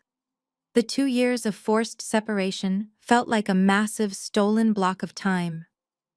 "I missed you so much, Grandma," I whispered against her soft cheek. "I am so sorry I stayed away." She patted my back gently. "I know why you stayed away, Julia. Linda makes it very difficult for anyone who disagrees with her. But you are here now, and you look so beautiful, so strong." I pulled back and looked at her face. Despite the warm reunion, I noticed a deep shadow of anxiety lingering in her bright blue eyes. Her hands were clutching the edge of her blanket with nervous tension. She looked like a woman who was carrying a heavy, terrifying secret. "Grandma, are you okay?" I asked, studying her pale features. "You look frightened. Is they treating you well here?" She glanced nervously toward the closed door as if expecting my mother to burst into the room at any second. "They treat me wonderfully here," she said, her voice dropping to a harsh whisper. But I will not be here much longer. I am trying to pack my things, but I am so tired. I frowned in confusion. Pack your things. What do you mean? You are not going anywhere. This facility is fully paid for by Grandpa's trust. Ruth shook her head slowly. Tears welled up in her eyes. No, Julia. The money is gone. We are completely destitute. The words hit me like a physical blow. The absolute cruelty of my mother's manipulation was staggering. She was not just stealing from the trust. She was actively terrorizing an 82-year-old woman to cover her tracks. Who told you the money was gone? I asked, my voice dropping to a serious professional register. Did Linda tell you that? Ruth nodded, wiping a tear from her wrinkled cheek. She was here 2 days ago. She was crying so hard, Julia. She said she lost her house. She said the stock market crashed and the family is completely ruined. She told me the trust account is completely empty. She said I have to move to a state-run facility next week because she cannot afford to keep me here. My blood ran absolutely cold. Linda was aggressively gaslighting the matriarch. She was preparing to forcefully uproot an elderly woman from her comfortable home and dump her into a low-income state facility. She was doing this entirely to hide the missing $267,000 before the state auditors arrived. If Ruth was moved out of the luxury facility, the sudden drop in the trust balance could be falsely attributed to the massive costs of emergency relocation and medical debt. Linda was planning to use Ruth's terrifying eviction as a smokescreen to cover the embezzlement. Grandma listened to me very carefully. I took both of her trembling hands in mine. I looked directly into her frightened eyes. The family is not destitute. The stock market did not crash. You are not moving to a state facility. Ruth looked at me with deep confusion. But Linda showed me the papers. She showed me the bank notices. She said the money simply vanished. Linda is lying to you, Grandma, I said firmly. The money did not vanish. She stole it. She stole it to bail out Cameron, and now she is trying to scare you into moving so she can hide the theft from the state auditors. The shock on Ruth's face was profound. She stared at me, trying to process the magnitude of the betrayal. Linda, my own daughter, she stole from the medical trust. I nodded slowly. I am a forensic accountant, Grandma. I track missing money for a living. I have already found the public records. Linda took out a massive loan against her house and gave the money to Cameron. He blew it all on luxury cars and failed investments. Now she needs exactly $467,000 to stop the bank from foreclosing on her home and to replace the money she stole from your trust. That is why she is trying to force you out. She needs a cover story for the missing funds. Ruth sat back in her plush chair. The fear in her eyes was slowly replaced by something much sharper. The frail, frightened elderly woman vanished. In her place was the fierce, intelligent matriarch who had helped my grandfather build his fortune. She lied to me, Ruth whispered. The anger in her voice was cold and hard. She sat in that very chair and cried crocodile tears while she planned to throw me onto the street. She used my fear against me to protect that useless, spoiled boy. Yes, Grandma. I confirmed. She did. But I am not going to let her get away with it. I am not going to let her move you. I am going to stop her, but I need your help to do it. Ruth straightened her posture. She folded her hands neatly in her lap. The trembling had completely stopped. What do you need me to do, Julia? I unlatched my heavy leather briefcase and pulled out my portable digital scanner. I set it on the small table next to her chair. I need to see the internal ledger for the medical trust. I need the actual bank statements that Linda forces you to sign. I need the undeniable proof of the exact date and time she wired the funds to Cameron. As the beneficiary of the trust, Ruth received monthly paper statements detailing the account balances and disbursements. Linda was legally required to provide these documents. I knew my mother probably tried to hide them or confusingly explain them away, but they had to be in this room somewhere. Ruth nodded decisively. She walked over to her wooden dresser and pulled open the bottom drawer. She reached under a stack of folded sweaters and pulled out a thick manila envelope. She tries to take them away after she makes me sign the acknowledgement forms, Ruth said, handing the heavy envelope to me. She says they are too complicated for me to understand. But I always make sure to keep the copies. Your grandfather taught me never to throw away a financial record. I took the envelope and opened the metal clasp. The entire fraudulent history of the past 18 months was sitting right in my hands. The smoking gun was finally loaded. I pulled the stack of bank statements out and began to quickly scan the columns of numbers. The final piece of the massive puzzle was about to snap violently into place. The golden child and the perfect matriarch were about to face the absolute devastating reality of their choices. I laid the thick stack of monthly bank statements out on the polished wooden table next to Grandma Ruth's chair. My fingers moved swiftly, spreading the papers out in chronological order. I was no longer a granddaughter sitting in a luxury care facility. I was a senior forensic accountant actively dismantling a federal crime. The air in the room felt heavy and charged. Ruth sat perfectly still, watching my face with intense focus. She did not interrupt. She let me work. I started with the statement from 18 months ago. This was the exact month Linda had executed the $200,000 home equity line of credit. I scanned the beginning balance of the irrevocable medical trust. It was healthy and robust. The principal was sitting safely exactly where my grandfather had intended it to be. I moved to the next statement. I was looking for the precise moment the panic set in. I was looking for the exact date Cameron realized his cryptocurrency investments had completely evaporated, and he demanded a massive financial bailout from our mother. I found it on the statement dated 14 months ago. My eyes locked onto a massive singular withdrawal. It was not a series of small suspicious charges. It was one massive catastrophic transfer, $267,000. I stared at the number printed in cold black ink. My heart thumped aggressively. The math was now absolutely flawless. $200,000 from the defaulted home equity loan, plus $267,000 from the embezzled medical trust, equaled exactly $467,000. That was the exact amount Linda had demanded on the absurd Mother's Day invoice. She was trying to extort $467,000 from me to cover the dual ledgers before the bank foreclosed on her house and the state auditors discovered the missing trust funds.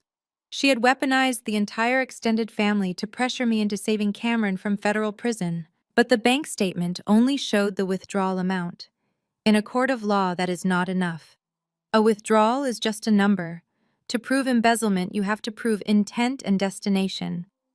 I needed to see exactly where that $267,000 went. I needed the wire transfer authorization form.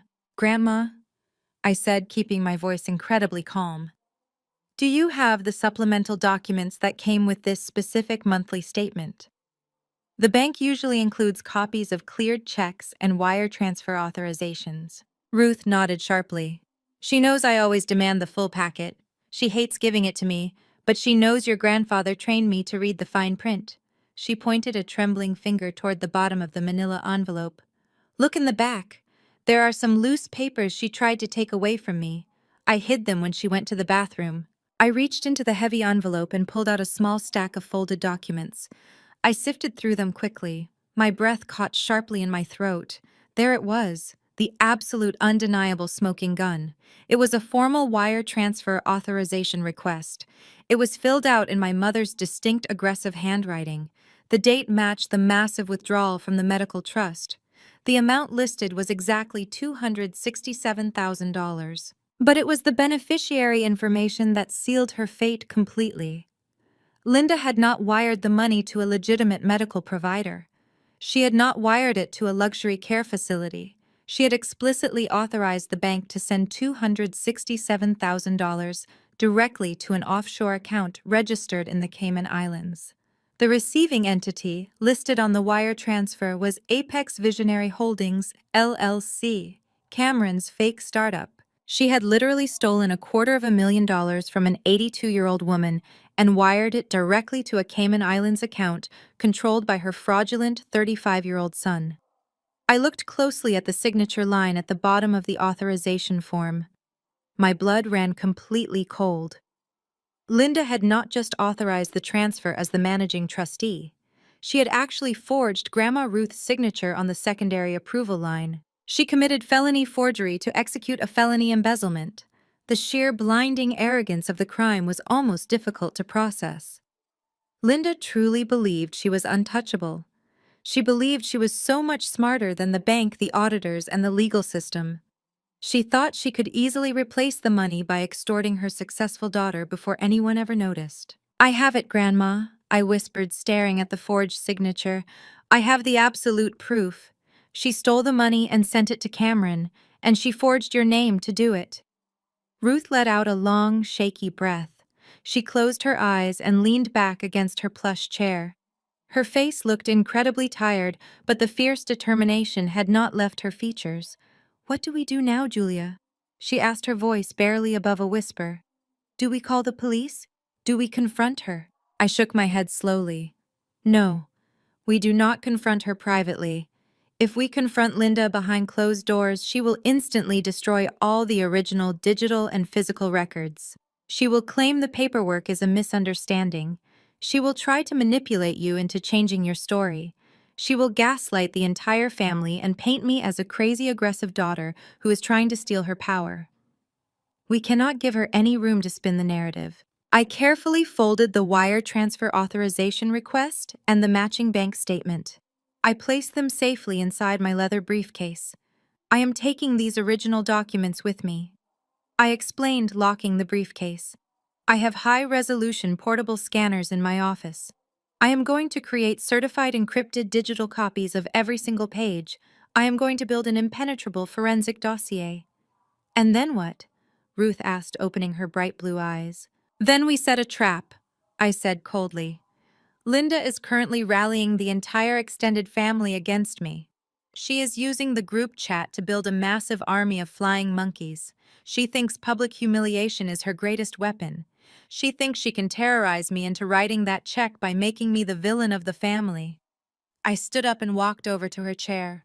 I knelt down and took her hands again. "I am going to let her build that army. I am going to let her gather every single aunt, uncle, and cousin into one room. I am going to let her take the stage and perform her grand theatrical victim routine. I am going to let her back herself completely into a corner in front of a live audience. And when she is at the absolute peak of her arrogance, I am going to drop the bomb. I am going to expose the embezzlement, the forgery, and the fake startup in front of everyone she has ever lied to." Ruth squeezed my hands tightly. A small, fierce smile touched her lips.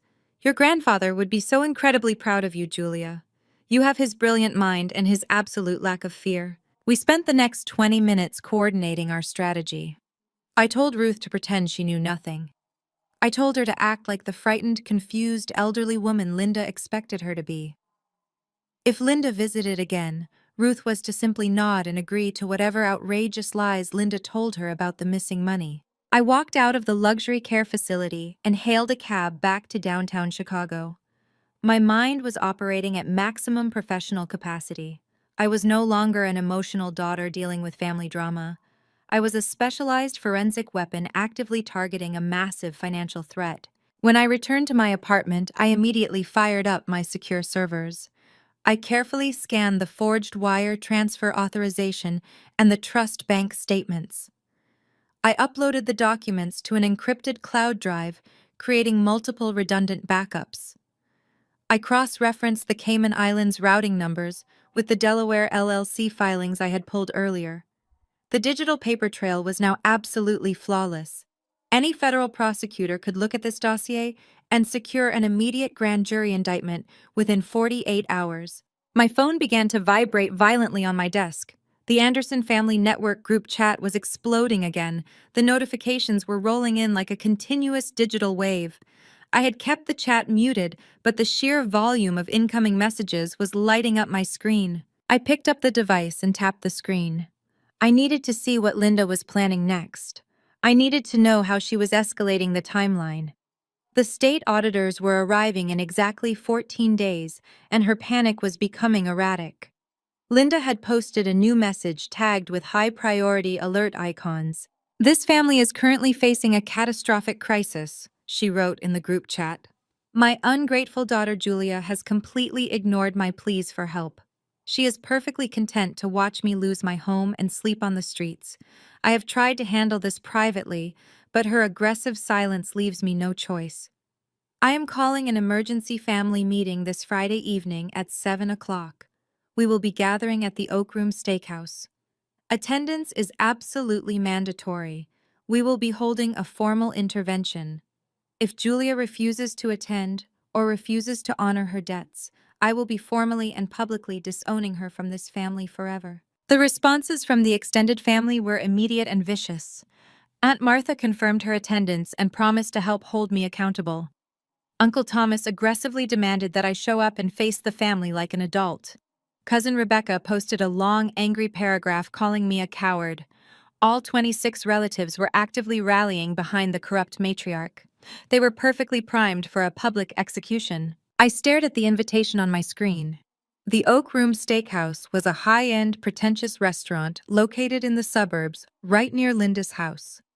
It was the exact type of place she loved to hold court and show off her fake wealth. She was incredibly desperate now.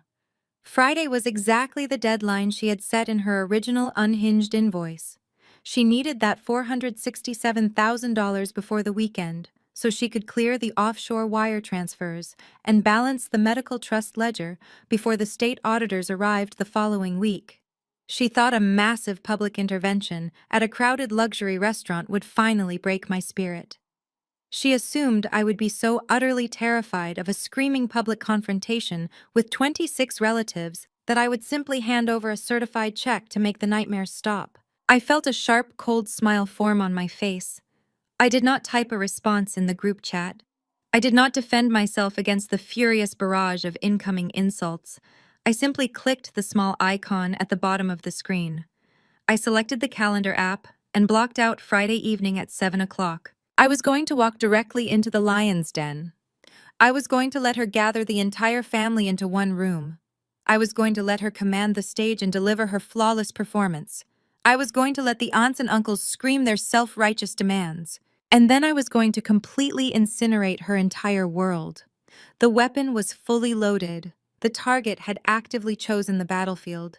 The formal disownment party was about to become the most devastating financial presentation of my entire professional career. Friday evening arrived with a heavy, humid heat that settled over the city of Chicago. I stood in front of my bedroom mirror, examining my reflection. I did not dress like a daughter going to a family dinner. I dressed like a corporate executioner stepping into a boardroom. I chose a tailored navy blue suit with sharp shoulders and a crisp white silk blouse. I pulled my dark hair back into a severe, flawless chignon. I wore no jewelry except a simple silver watch. I wanted absolutely zero distractions. I needed them to see me not as the quiet little girl they used to bully, but as the senior forensic accountant who was about to dismantle their entire lives. I slipped my phone into my pocket. I did not bring a purse. I did not bring a briefcase. I did not need paper files tonight. The digital trap was already set, and my smartphone was the only detonator I required. I took an executive car service from the city out to the affluent northern suburbs. The drive took 45 minutes. I spent the entire ride in absolute silence, watching the highway lights streak past the tinted windows. My phone buzzed occasionally with automated calendar reminders, but the family group chat remained entirely silent. It was the heavy, suffocating silence that always precedes a massive, coordinated strike. They were waiting for me. They were gathering their forces and sharpening their knives. The Oak Room Steakhouse was exactly the kind of establishment my mother adored. It was painfully pretentious. The exterior featured heavy mahogany doors and brass fixtures. The interior was draped in dark velvet, smelling strongly of expensive cigars, roasted garlic, and aged bourbon. It was the kind of restaurant where the waitstaff wore white gloves and the menu did not list the prices. Linda had undoubtedly reserved the largest private dining room they had. She wanted an enclosed arena where she could control the audience and trap her prey. I approached the host's stand. My posture was perfectly straight. I asked for the Anderson private event. The host gave me a tight, polite smile and led me down a long, dimly lit hallway away from the main dining floor. The muffled sounds of clinking silverware and low jazz faded away. We reached a set of heavy double doors at the very end of the corridor. The host pushed them open and stepped aside to let me enter. I stepped over the threshold, and the heavy wooden doors clicked shut behind me. The private dining room was massive. A long, rectangular mahogany table stretched across the center of the space, taking up almost the entire room. Crystal chandeliers cast a warm yellow light over the pristine white tablecloth. Every single chair was filled. All 26 members of the Anderson family network were sitting around that table. The visual impact of seeing them all gathered together was intense. My mother had successfully mobilized the entire bloodline. Aunt Martha and Uncle Thomas sat near the head of the table, their faces twisted into identical expressions of deep disapproval. Cousin Rebecca sat next to them, gripping her wine glass tightly and glaring at me with open hostility. I saw aunts, uncles, and second cousins from out of state who had clearly flown in specifically for this grand theatrical event. Linda had spared no expense and spared no effort to ensure that the jury pool was completely packed. At the very head of the table sat my mother. She was wearing a tailored black dress that looked deliberately mournful. She had styled her hair perfectly, but left her makeup slightly muted to enhance the illusion that she was a suffering, exhausted victim. She looked like a grieving widow holding court. Sitting directly to her right was Cameron. The golden child was wearing a crisp designer button-down shirt. He looked incredibly smug, but there was a frantic, nervous energy vibrating just beneath his arrogant posture. He kept tapping his fingers aggressively against the table. He knew his fraudulent startup was a complete disaster, but he still believed that my mother had everything under control. He believed that the 26 relatives in this room were going to bully me into handing over a massive check saving him from his own catastrophic failures. There was exactly one empty chair remaining in the room. It was positioned at the very opposite end of the long table directly facing my mother. It was the hot seat. It was deliberately placed so that every single person in the room could turn and stare at me, while Linda delivered her righteous judgment. I did not hesitate. I did not lower my eyes. I walked the entire length of the room with slow, measured steps. The silence was absolute and completely suffocating. 26 pairs of eyes tracked my every movement. I could feel the sheer weight of their collective judgment pressing down on my shoulders. They expected me to look terrified. They expected me to shrink under their hostile gaze. They expected the awkward, quiet scapegoat to stumble into the room begging for forgiveness. I pulled out the heavy wooden chair and sat down gracefully. I crossed my legs and rested my hands lightly on the empty white plate in front of me. I looked directly down the length of the table and made solid, unbroken eye contact with my mother. "Good evening, Linda," I said. My voice was calm and resonated clearly across the silent room. "I am here. Let us begin." A loud collective gasp rippled through the extended family. Aunt Martha actually clutched her pearl necklace. Using my mother's first name instead of calling her mom was a deliberate, calculated sign of profound disrespect in our family hierarchy. It was a clear signal that I was no longer playing by her rules. I was establishing myself as an equal adult, not a subordinate child. My mother's eyes narrowed into dark, dangerous slits. Her carefully constructed victim persona slipped for a fraction of a second, revealing the vicious predator hiding underneath. But she quickly recovered. She took a deep, shaky breath and looked around the table, making sure her audience was fully captivated. "Julia," my mother started. Her voice was trembling perfectly with manufactured sorrow. "I prayed you would have the basic decency to show up tonight. I prayed you would look your family in the eye after what you have put us through this week." I simply smiled a cold, flat smile. I did not interrupt her. I wanted her to speak. I wanted her to dig the hole as deep as humanly possible. "We are gathered here today because this family is facing a devastating crisis." Linda continued, standing up slowly from her chair to command the room. She placed her hands flat on the table and leaned forward. "A crisis that was entirely preventable. A crisis caused by a shocking lack of respect and basic human decency. I have given my entire life to raising my children. I sacrificed my youth, my career, and my financial stability to ensure that you and your brother had every possible advantage. Aunt Martha nodded vigorously, wiping a dramatic tear from her eye. Uncle Thomas muttered his agreement. The echo chamber was functioning flawlessly. And how am I repaid for decades of selfless devotion? Linda asked, her voice rising in theatrical pitch. I am repaid with cruel silence. I am repaid with financial abandonment. I asked my successful, wealthy daughter for help in my darkest hour. I asked her to honor the massive debt she owes to the woman who gave her life. And she responded by ignoring my pleas while I stand on the absolute brink of losing my home. Cameron crossed his arms and glared at me. You make me sick, Julia. He spat across the table. Mom is literally facing homelessness and you walk in here wearing a custom suit looking like you do not care at all. You are a cold-blooded monster. The murmurs of agreement grew louder. Cousin Rebecca slammed her hand on the table. You should be ashamed of yourself, Julia. How can you sit there and smile? You are tearing this family apart. I let the insults wash over me like water off glass. I did not flinch. I did not defend myself. I pulled my smartphone out of my pocket and placed it face down on the white tablecloth, right next to my empty wine glass. The small black rectangle was the only item I had brought to this grand execution. I am perfectly fine with my choices, Cameron, I said, keeping my tone completely even, and I am perfectly fine with my wardrobe. What I am curious about is why we are all sitting in a highly expensive private dining room at a premium steakhouse if our mother is supposedly destitute and facing imminent eviction. Who exactly is paying for the overpriced steaks tonight? The logic of my question hit the room like a sudden splash of ice water. A few of the cousins shifted uncomfortably in their seats. It was a glaring inconsistency in Linda's poverty narrative. If she was truly broke and packing her belongings into cardboard boxes, she could not afford to host a private intervention for 26 people at the Oak Room. My mother flushed bright red.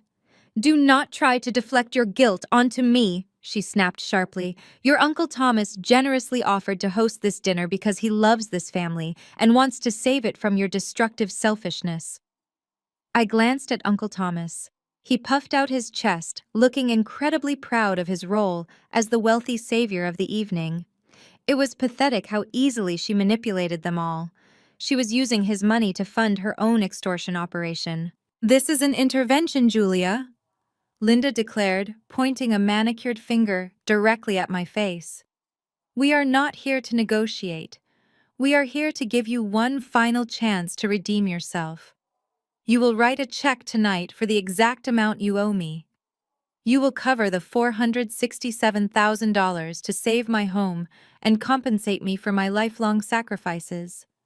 If you refuse to write that check before we leave this room tonight, I am formally and permanently disowning you.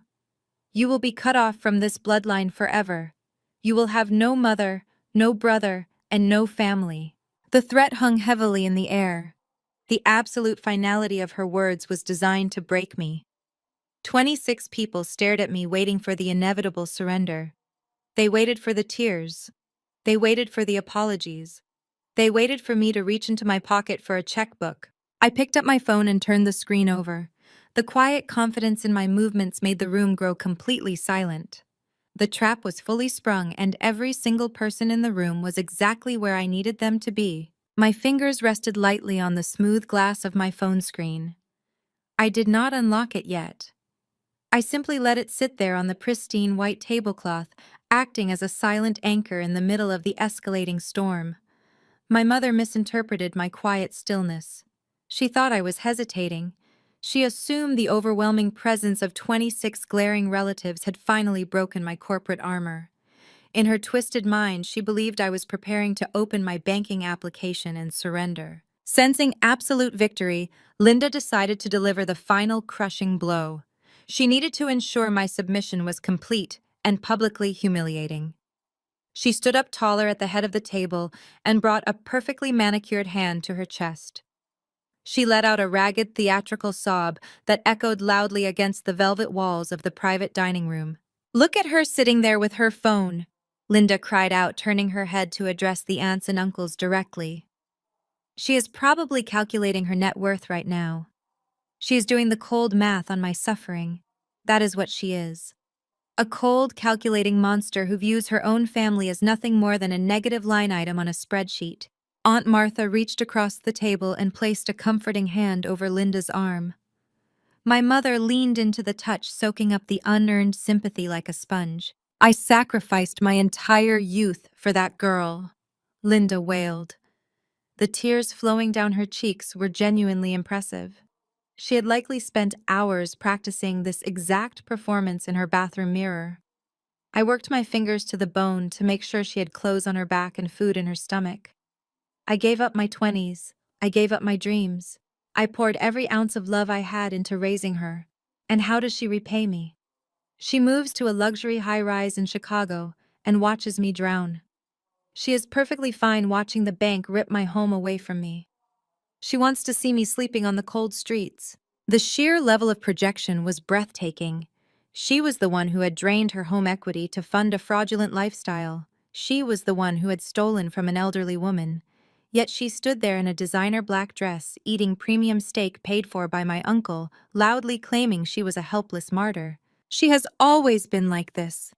Linda continued, her voice dropping to a harsh, desperate whisper. Even as a child, she was completely devoid of empathy. She never appreciated anything we did for her. She just took and took and took. And now, when I am begging for my survival, she just sits there and smiles. She is broken inside. She is entirely devoid of a human soul. The emotional manipulation worked flawlessly on her captive audience. A collective murmur of absolute disgust swept through the dining room. Relatives who had not spoken to me in a decade shook their heads in profound disappointment. They looked at me as if I were a dangerous criminal. That was the exact moment Cameron decided to insert himself back into the spotlight. He could not let our mother have all the attention. The golden child needed to play the role of the ultimate protector. He needed to prove to everyone in the room that he was the strong, successful son defending the fragile matriarch. Cameron pushed his chair back violently. The wooden legs screeched loudly against the polished hardwood floor. He stood up and slammed both of his hands flat against the mahogany table. The crystal wine glasses rattled dangerously. "This has gone on long enough, Julia," Cameron shouted, pointing an aggressive finger directly at my face. "You are not going to sit here and torture our mother for your own sick amusement. You are not going to hold your wealth over her head like a weapon." I looked up at him, maintaining my flat expression. I did not say a word. I let him talk. I needed him to dig his grave as deeply as Linda was digging hers. "I know exactly how much money you make," Cameron declared, projecting his voice so the cousins at the far end of the room could hear every single word. "I know about your massive investment portfolios. I know about your corporate bonuses and your bloated retirement accounts. You have millions of dollars hoarded away while the woman who gave you life is facing total financial ruin." He puffed out his chest, looking around the room to ensure everyone was properly admiring his brave stance. He was desperately trying to secure his position as the hero because he knew the absolute truth.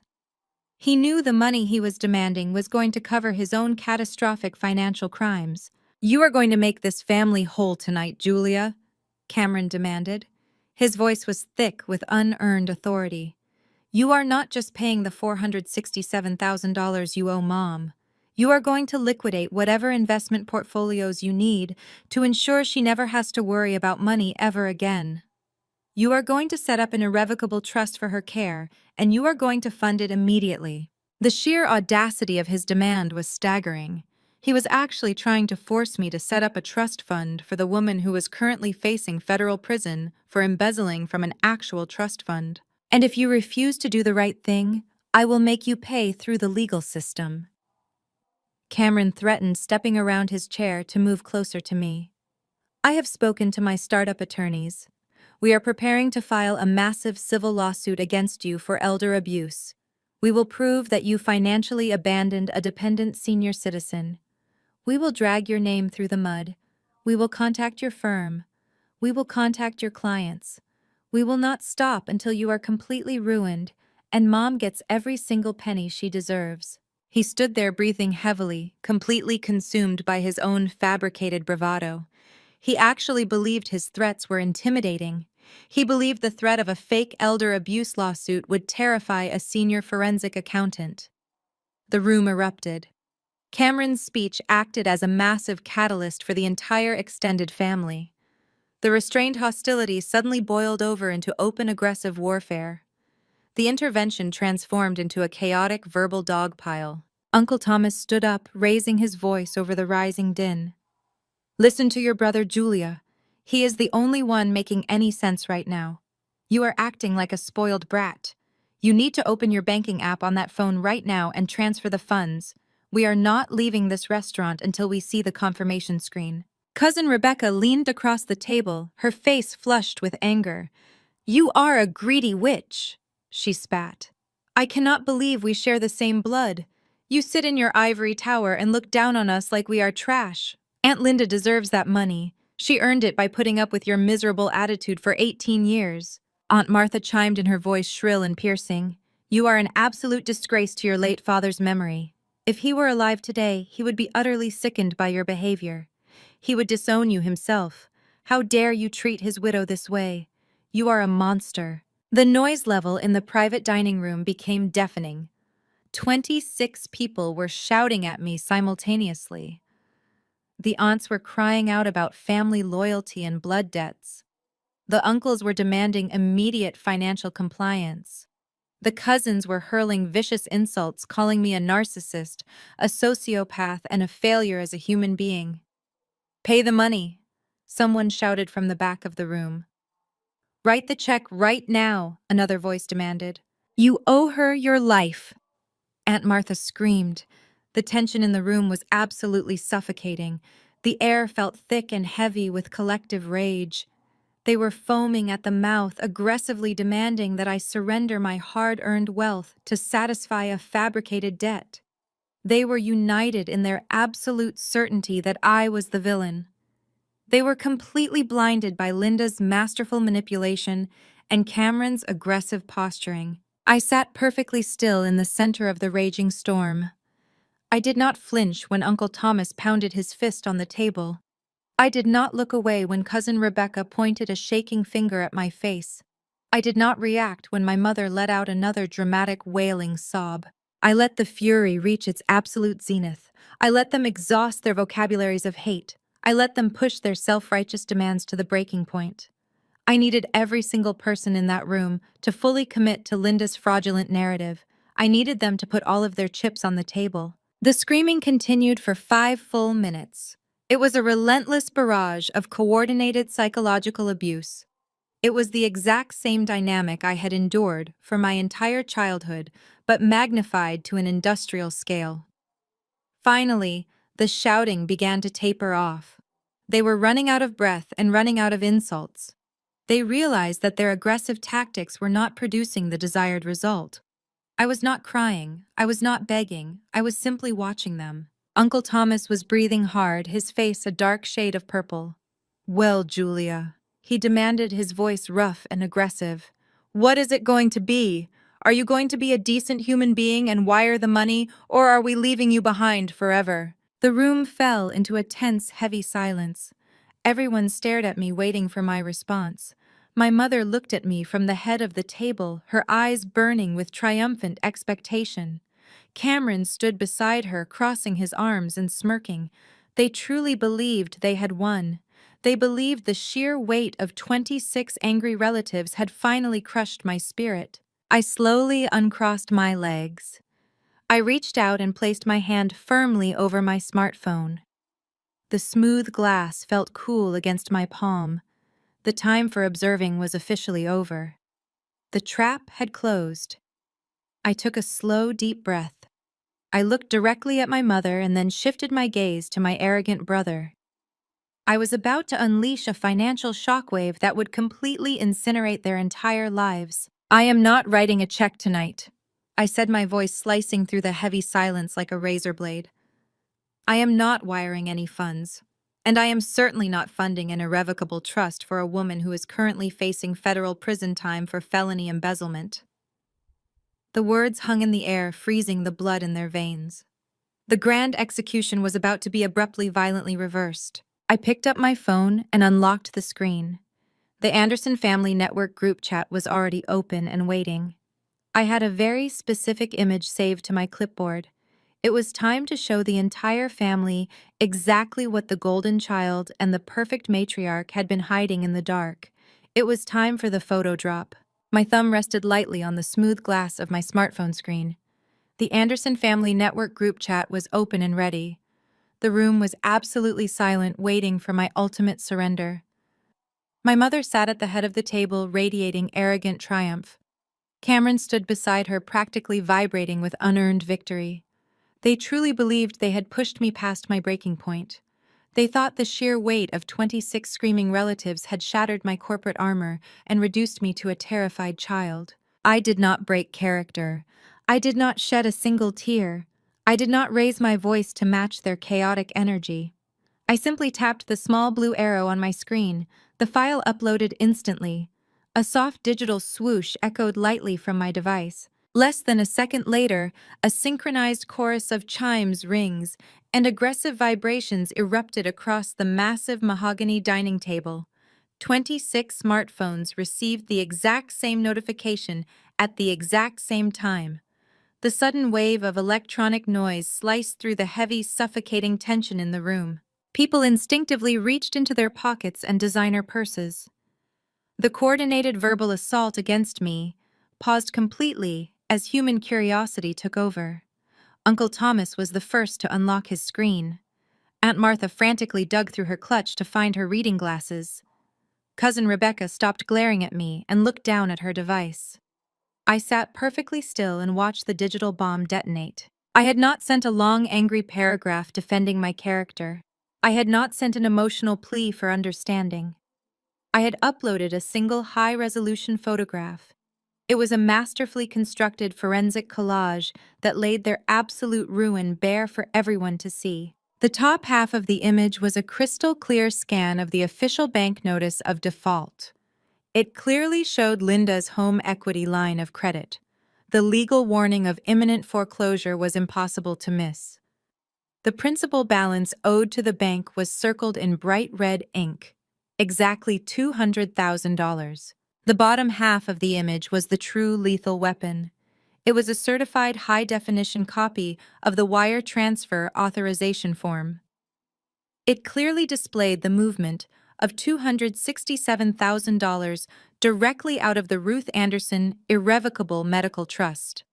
The receiving beneficiary was boldly listed as Apex Visionary Holdings, Cameron's offshore fraudulent account. And resting right on the bottom line was the undeniable forged signature of Grandma Ruth. In the dead center of the collage, I had typed out the simple, indisputable mathematics of their crime. 200,000 plus 267,000 equals 467,000, the exact dollar amount printed on the fake Mother's Day invoice. I had highlighted that final grand total in a blinding neon yellow. The transformation in the private dining room was instantaneous and spectacular. I watched Uncle Thomas stare at his screen. The aggressive red flush of anger on his face rapidly drained away, leaving behind a sickly pale white. He zoomed in on the wire transfer document. As a secondary beneficiary of his mother's medical trust, he recognized the distinct account numbers immediately. He recognized the forged signature of the woman who raised him. He slowly lowered his phone and stared blankly at the far wall, completely paralyzed by the catastrophic reality of what he was reading. Aunt Martha put her glasses on and squinted at the bright screen. Her mouth fell open in a silent gasp. The woman who had just spent 5 minutes screaming at me about family loyalty was now staring at hard documentary proof that her beloved sister was actively stealing from their elderly mother. Her hands began to shake violently. One by one, the hostile glares directed at me dissolved into absolute horrified comprehension. The cousins who had called me a greedy monster were now reading the legal foreclosure notice on Linda's pristine suburban home. The entire narrative of the wealthy, arrogant daughter abandoning the helpless, devoted mother shattered into a million unrecoverable pieces. Linda did not have her phone resting on the table. She looked around the long dining room in sudden, frantic confusion. She saw the profound horror washing over her siblings' faces. She saw the brutal shift in the atmosphere. The echo chamber she had so carefully constructed was collapsing in real time. "What is it?" Linda demanded, her voice cracking with sudden panic. "What did she send you? Do not look at it. It is probably just more of her corporate lies." Cameron reached a trembling hand into his expensive blazer pocket. He pulled out his oversized smartphone and swiped the screen. I kept my eyes locked directly on him. I watched the arrogant smirk literally melt off his face. His jaw went completely slack. His eyes widened in pure, unadulterated terror. He stared at the neon yellow number on the screen. He saw the name of his fake offshore company linked directly to his grandmother's stolen medical funds. The realization that their massive federal crime was fully exposed to the entire bloodline struck him like a physical blow. He slowly turned his head and looked at our mother with absolute dread. I pushed my heavy wooden chair back slowly. The loud scraping sound cut sharply through the stunned silence of the room. I stood up to my full height. I smoothed the front of my tailored navy blue suit with calm, deliberate motions. The entire extended family turned their eyes toward me. They were no longer looking at a scapegoat. They were looking at the executioner. I did not yell. I did not scream to be heard. I kept my voice at a smooth, professional conversational volume. The room was so incredibly quiet that every single syllable resonated with lethal clarity. "You did not bill me for raising me, Mom," I said. Linda physically recoiled as if the words had burned her. "You billed me to cover the federal crime you committed to fund Cameron's fake lifestyle." I continued, my voice slicing effortlessly through the dense air. "You stole Grandma's end-of-life care money." Linda opened her mouth to speak, but only a strangled wheezing sound came out. She gripped the edge of the mahogany table, her knuckles turning completely white. "Let us break down the exact math for everyone in the room," I announced, walking slowly away from my chair.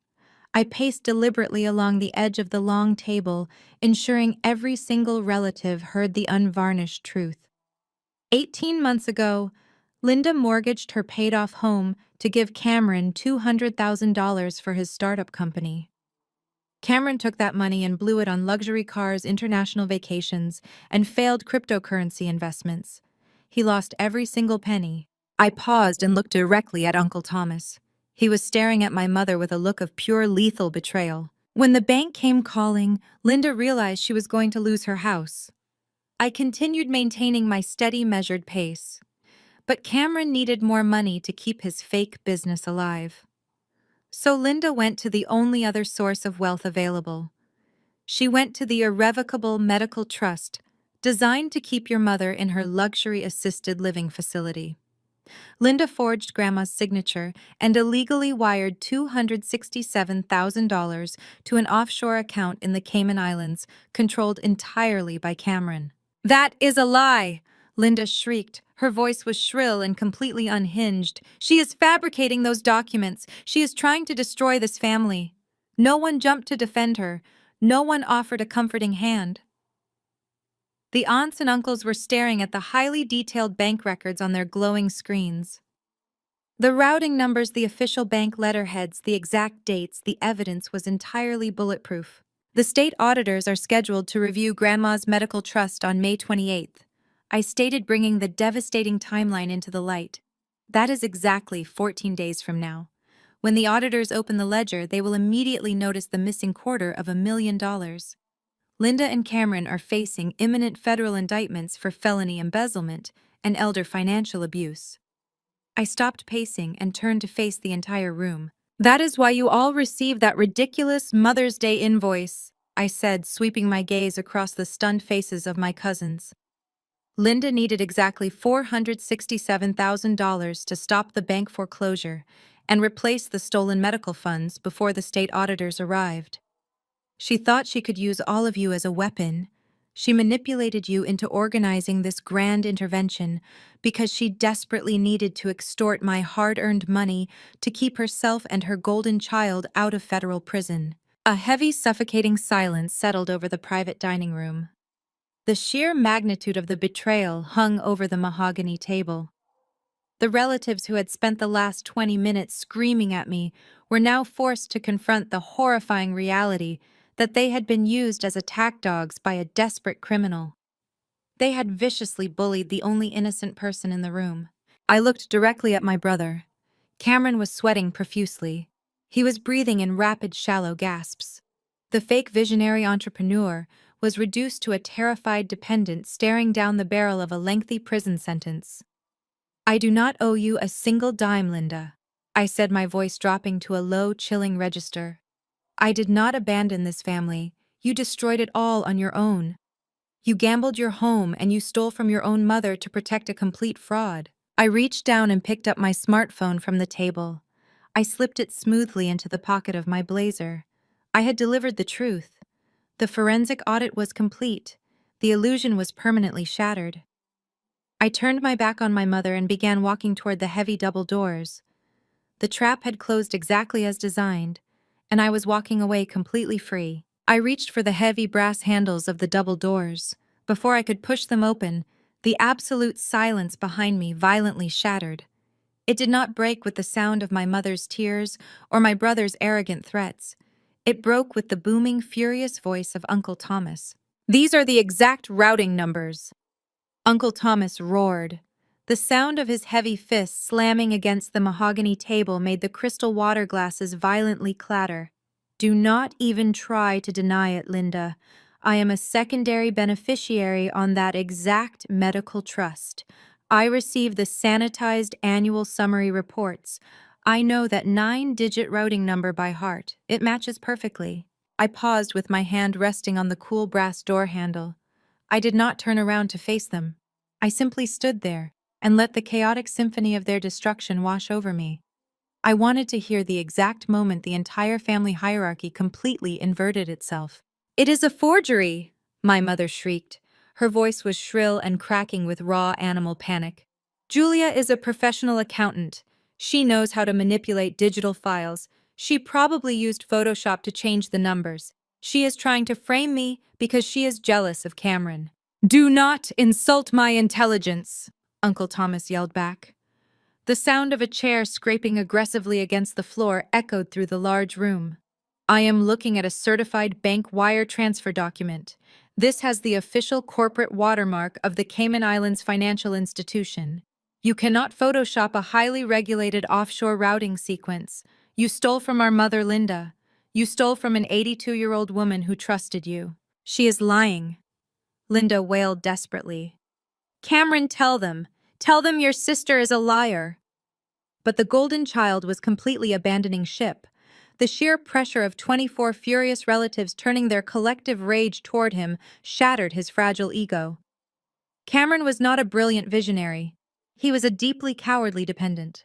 When faced with the absolute certainty of federal prison time, he instantly turned on the only person who had ever supported him.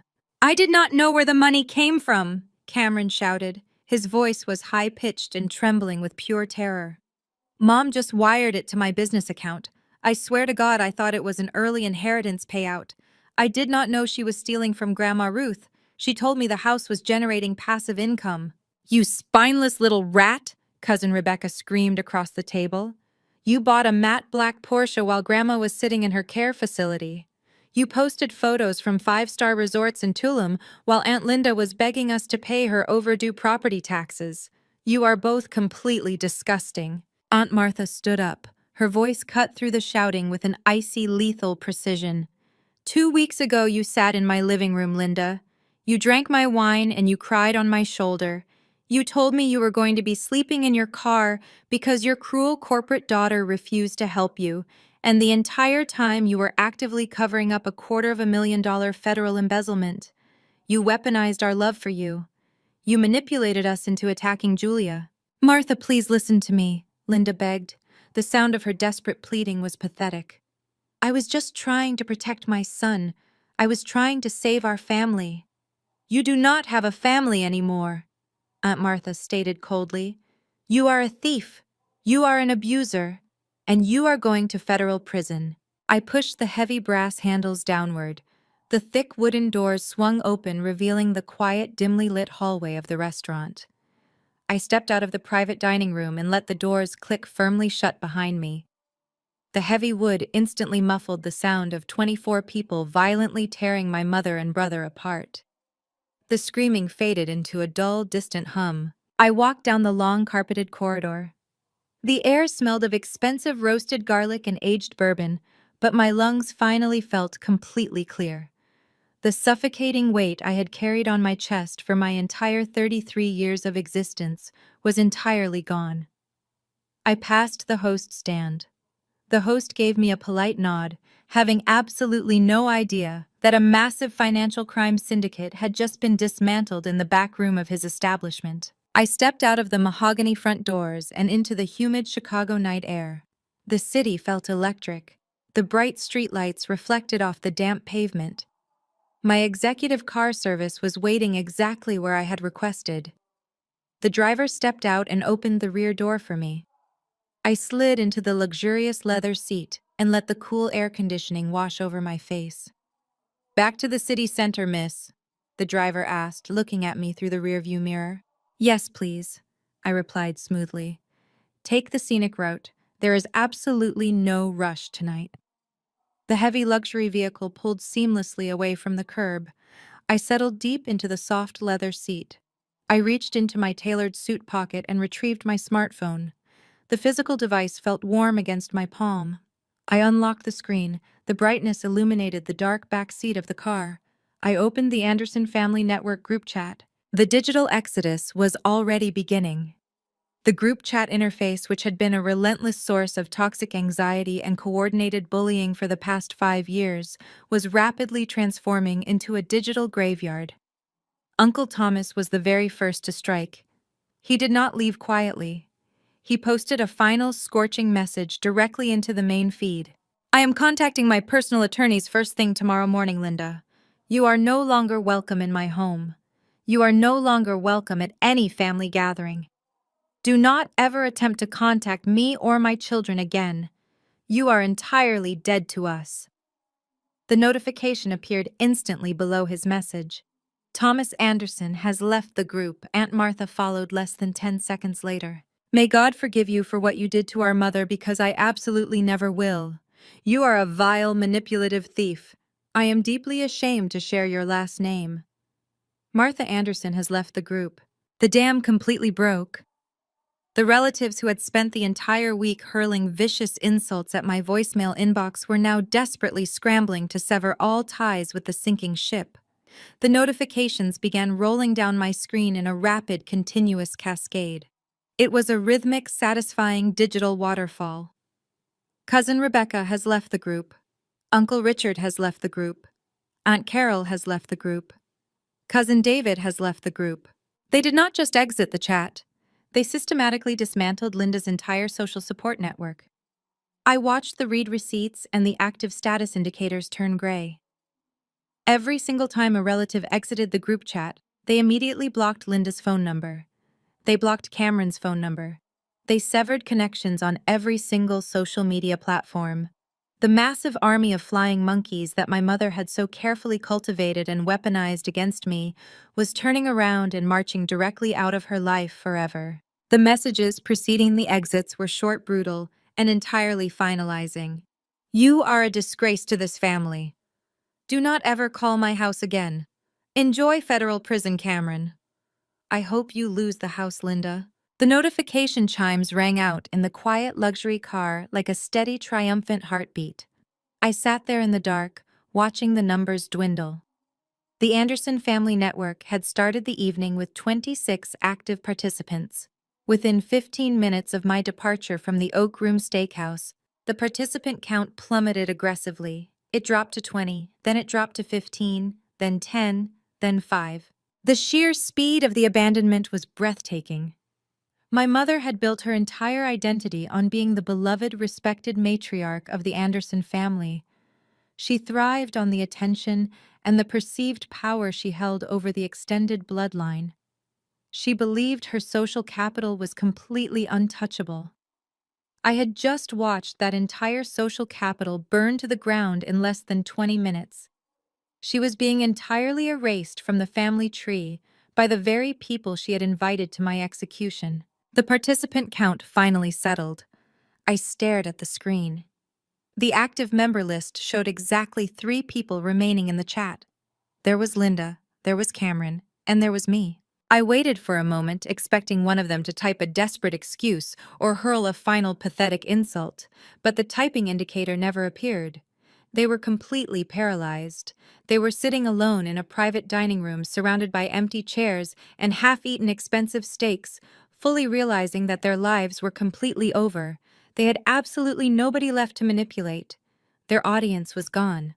Their victims had fled. I tapped the settings icon in the top right corner of the chat application.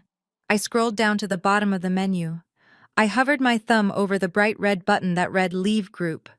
I did not leave a parting message. I did not need a final dramatic word. The neon yellow numbers on my forensic collage had already spoken volumes. I pressed the red button and confirmed my exit. I then navigated to my contact list. I pulled up my mother's profile. I clicked Block Caller. I pulled up my brother's profile. I clicked Block Caller. I systematically went through every single communication application on my phone and permanently severed their digital access to my life. I locked the doors and threw away the keys. I locked my phone screen and placed the device on the leather seat next to me. I looked out the window at the glittering Chicago skyline approaching in the distance. The towering skyscrapers looked beautiful against the dark night sky. My city, my home, my sanctuary. The group chat was completely dead. 25 relatives had successfully executed a mass exodus. They had rightfully abandoned the toxic matriarch and the fraudulent golden child to face their impending legal doom alone. But as I watched the city lights reflect off the dark river, I realized there was one minor detail I had overlooked. The Anderson family network originally had 26 members, including Linda and Cameron. I had just watched 23 relatives exit the chat. I had exited the chat. That accounted for 24 people. There was exactly one extended family member who had not posted an angry message. There was exactly one relative who had not exited the group chat. There was exactly one person who did not immediately block Linda and Cameron across all platforms. The 26th person in that digital circle was Grandma Ruth. She had remained entirely silent during the entire digital implosion. But I smiled, knowing exactly why her account remained active in the dead group chat. You do not block the phone numbers of the people you are actively preparing to sue into absolute oblivion. Grandma Ruth was not typing angry messages because she was already executing a maneuver that was far more lethal than a simple social media block. The true retaliation was just beginning. The morning sun crested over Lake Michigan, casting a brilliant golden light across my bedroom. I woke up feeling a profound sense of weightlessness. The heavy, suffocating anxiety that had plagued my entire adult life was completely gone. I brewed a fresh pot of coffee and stood by my floor-to-ceiling windows, watching the city wake up below me. I had slept perfectly. There were no frantic text messages to read. There were no manipulative guilt trips to navigate. The digital fortress I had built around my peace of mind was absolutely impenetrable.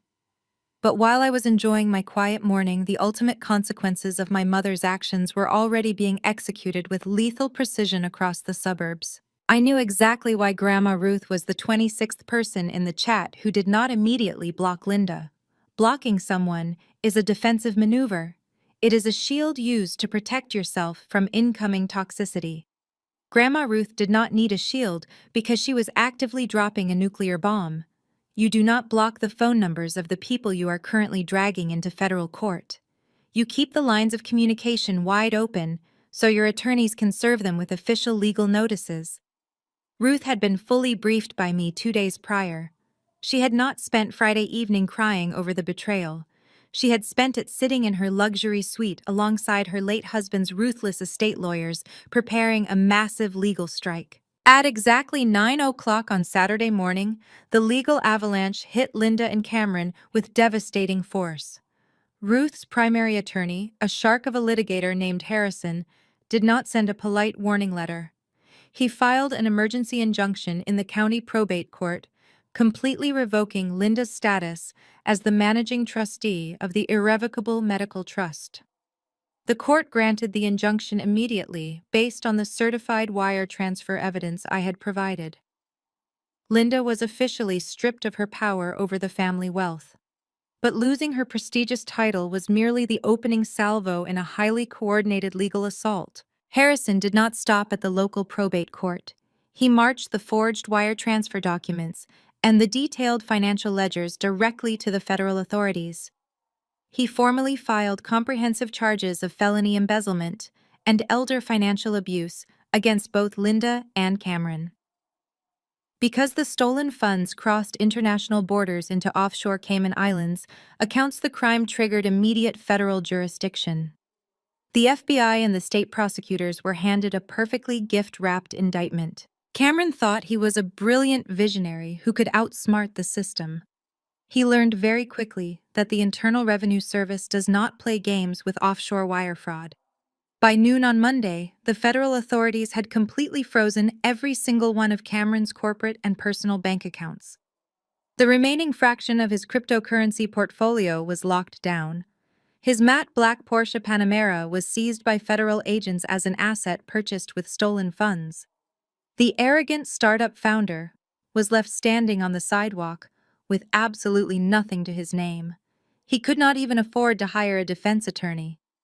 The golden child was entirely stripped of his unearned armor. Linda suffered an even more spectacular collapse. She had desperately tried to keep her pristine suburban image intact by terrorizing her family.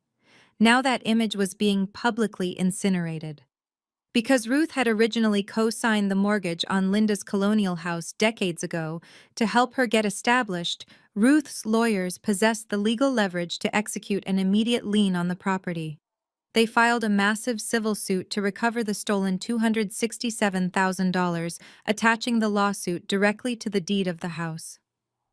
The bank that held the defaulted home equity line of credit saw the federal indictments and the civil liens piling up. They completely abandoned any willingness to negotiate a payment plan. They accelerated the foreclosure process to the maximum legal speed. Linda was facing imminent and highly public eviction from the very home she used to judge everyone else. She was going to be physically removed from her pristine neighborhood by county sheriffs. But the loss of her beloved house was entirely overshadowed by the terrifying reality of her impending criminal trial. Elder financial abuse combined with felony forgery carried a mandatory minimum sentence. There was no clever manipulation that could save her. There was no fake crying that could sway a federal judge who was looking at a forged signature on a bank wire transfer. She was going to federal prison. Her perfectly crafted life was completely over. On Wednesday afternoon, I was sitting in my corner office reviewing a quarterly tax strategy for a new corporate client. My desk phone remained quiet, but my personal cell phone lit up with an incoming call. The caller identification showed an unknown number. I knew I had blocked my mother on every possible platform, but she was resourceful when she was desperate. She had clearly purchased a prepaid burner phone or borrowed a device from a stranger. I let the call go to voicemail. I did not feel a single ounce of fear or anxiety. I simply set the phone down and continued reading my client files. A few minutes later, the voicemail notification icon appeared on my screen. I tapped the icon and brought the phone to my ear to listen. I wanted to hear the final dying breath of her control. The audio began with a sharp, ragged intake of breath. Then the theatrical sobbing started. But this time the tears were not manufactured for an audience. They were fueled by genuine absolute terror. "Julia, please!" My mother's voice crackled through the speaker. Her tone was pathetic and completely broken. "You have to answer the phone. You have to talk to me." The federal agents were here this morning. They took my computer. They took my files. The bank sent an eviction notice. Cameron is sleeping on my couch because they seized his apartment and his car. We have absolutely nothing left. She paused to let out a loud, choking sob. She was waiting for me to jump in and save her. She was waiting for the conditioned response of the compliant daughter. When only silence greeted her, she continued her frantic pleading. "You have to pay for my defense attorney, Julia. I am your mother. You cannot let me go to prison. You have millions of dollars. You can fix this. You can make Grandma drop the charges. Tell her it was a misunderstanding. Please, Julia, I am begging you. I will do anything you want. I will apologize. I will be better. Just write the check and save me. I listened to the entire 3-minute voicemail with profound emotional detachment. She was not sorry for stealing from an 82-year-old woman. She was not sorry for weaponizing 26 relatives against me. She was not sorry for calling me a cold, calculating monster. She was only sorry that she got caught. She was only apologizing because she needed my money to keep herself out of a federal penitentiary. I lowered the phone from my ear. I did not experience a single twinge of guilt. I did not feel the urge to call her back and negotiate a truce. I pressed the delete button and watched the audio file vanish from my inbox. I then navigated to the block settings and permanently banned that new number from ever reaching my device again. I placed my phone back on the desk and returned to my corporate client files. My mother was no longer my problem. She was simply a closed case. That weekend I took the cab out to the northern suburbs. I did not go anywhere near my mother's neighborhood. I went straight to the luxury care facility. The sprawling grounds looked incredibly peaceful in the warm spring sunshine. I walked through the glass doors and approached the polished mahogany reception desk. The same young receptionist looked up at me with a polite smile. Before she could ask for my name, I spoke. I am Julia Anderson. I am here to see my grandmother Ruth. The receptionist typed my name into her computer. Her smile widened into genuine warmth. Yes, Miss Anderson.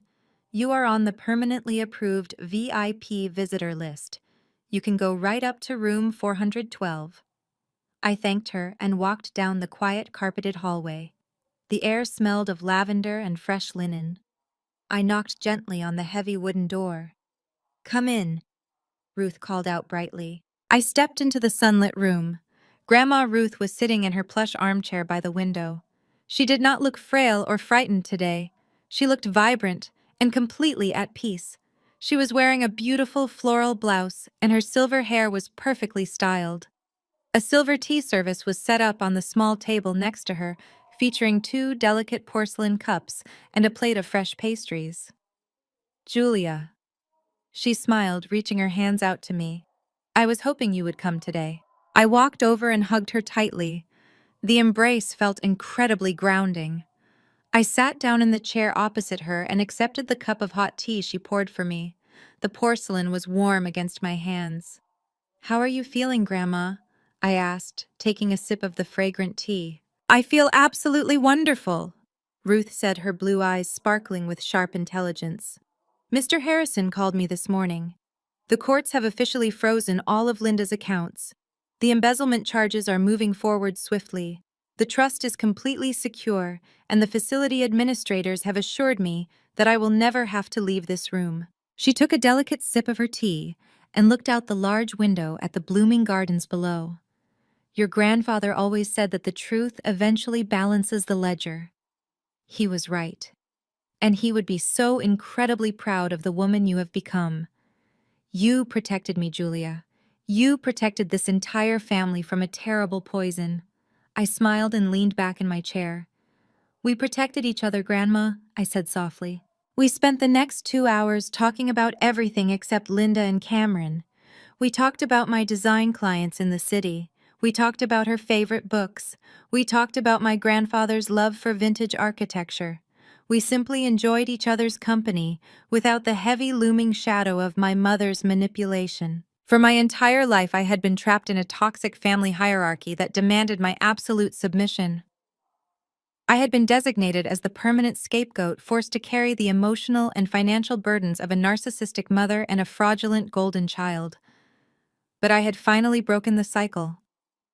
I had used my own skills and my own courage to systematically dismantle their entire empire of lies. I looked across the table at my grandmother.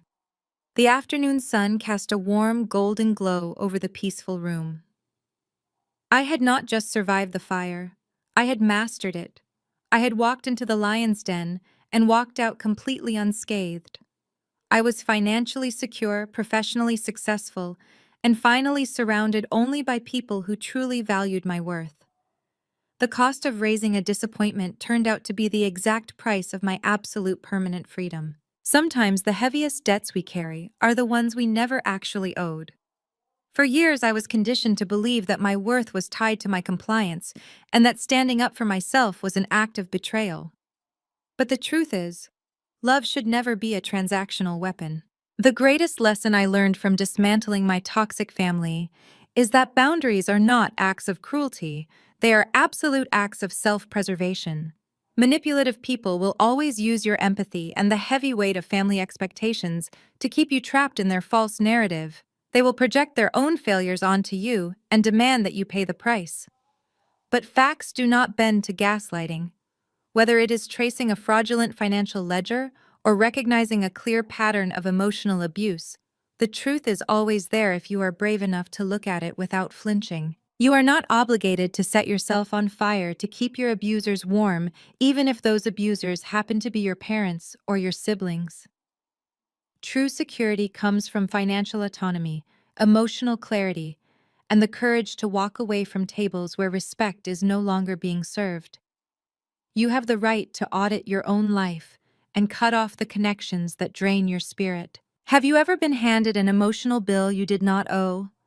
Have you ever had to establish firm boundaries with the people who were supposed to protect you? You are not alone, and your freedom is worth the fight. Share your story of reclaiming your peace in the comments below. If my journey to uncovering the truth resonated with you, please hit the like button and subscribe for more stories about breaking toxic cycles. Remember, the cost of their disappointment is nothing compared to the undeniable value of your independence.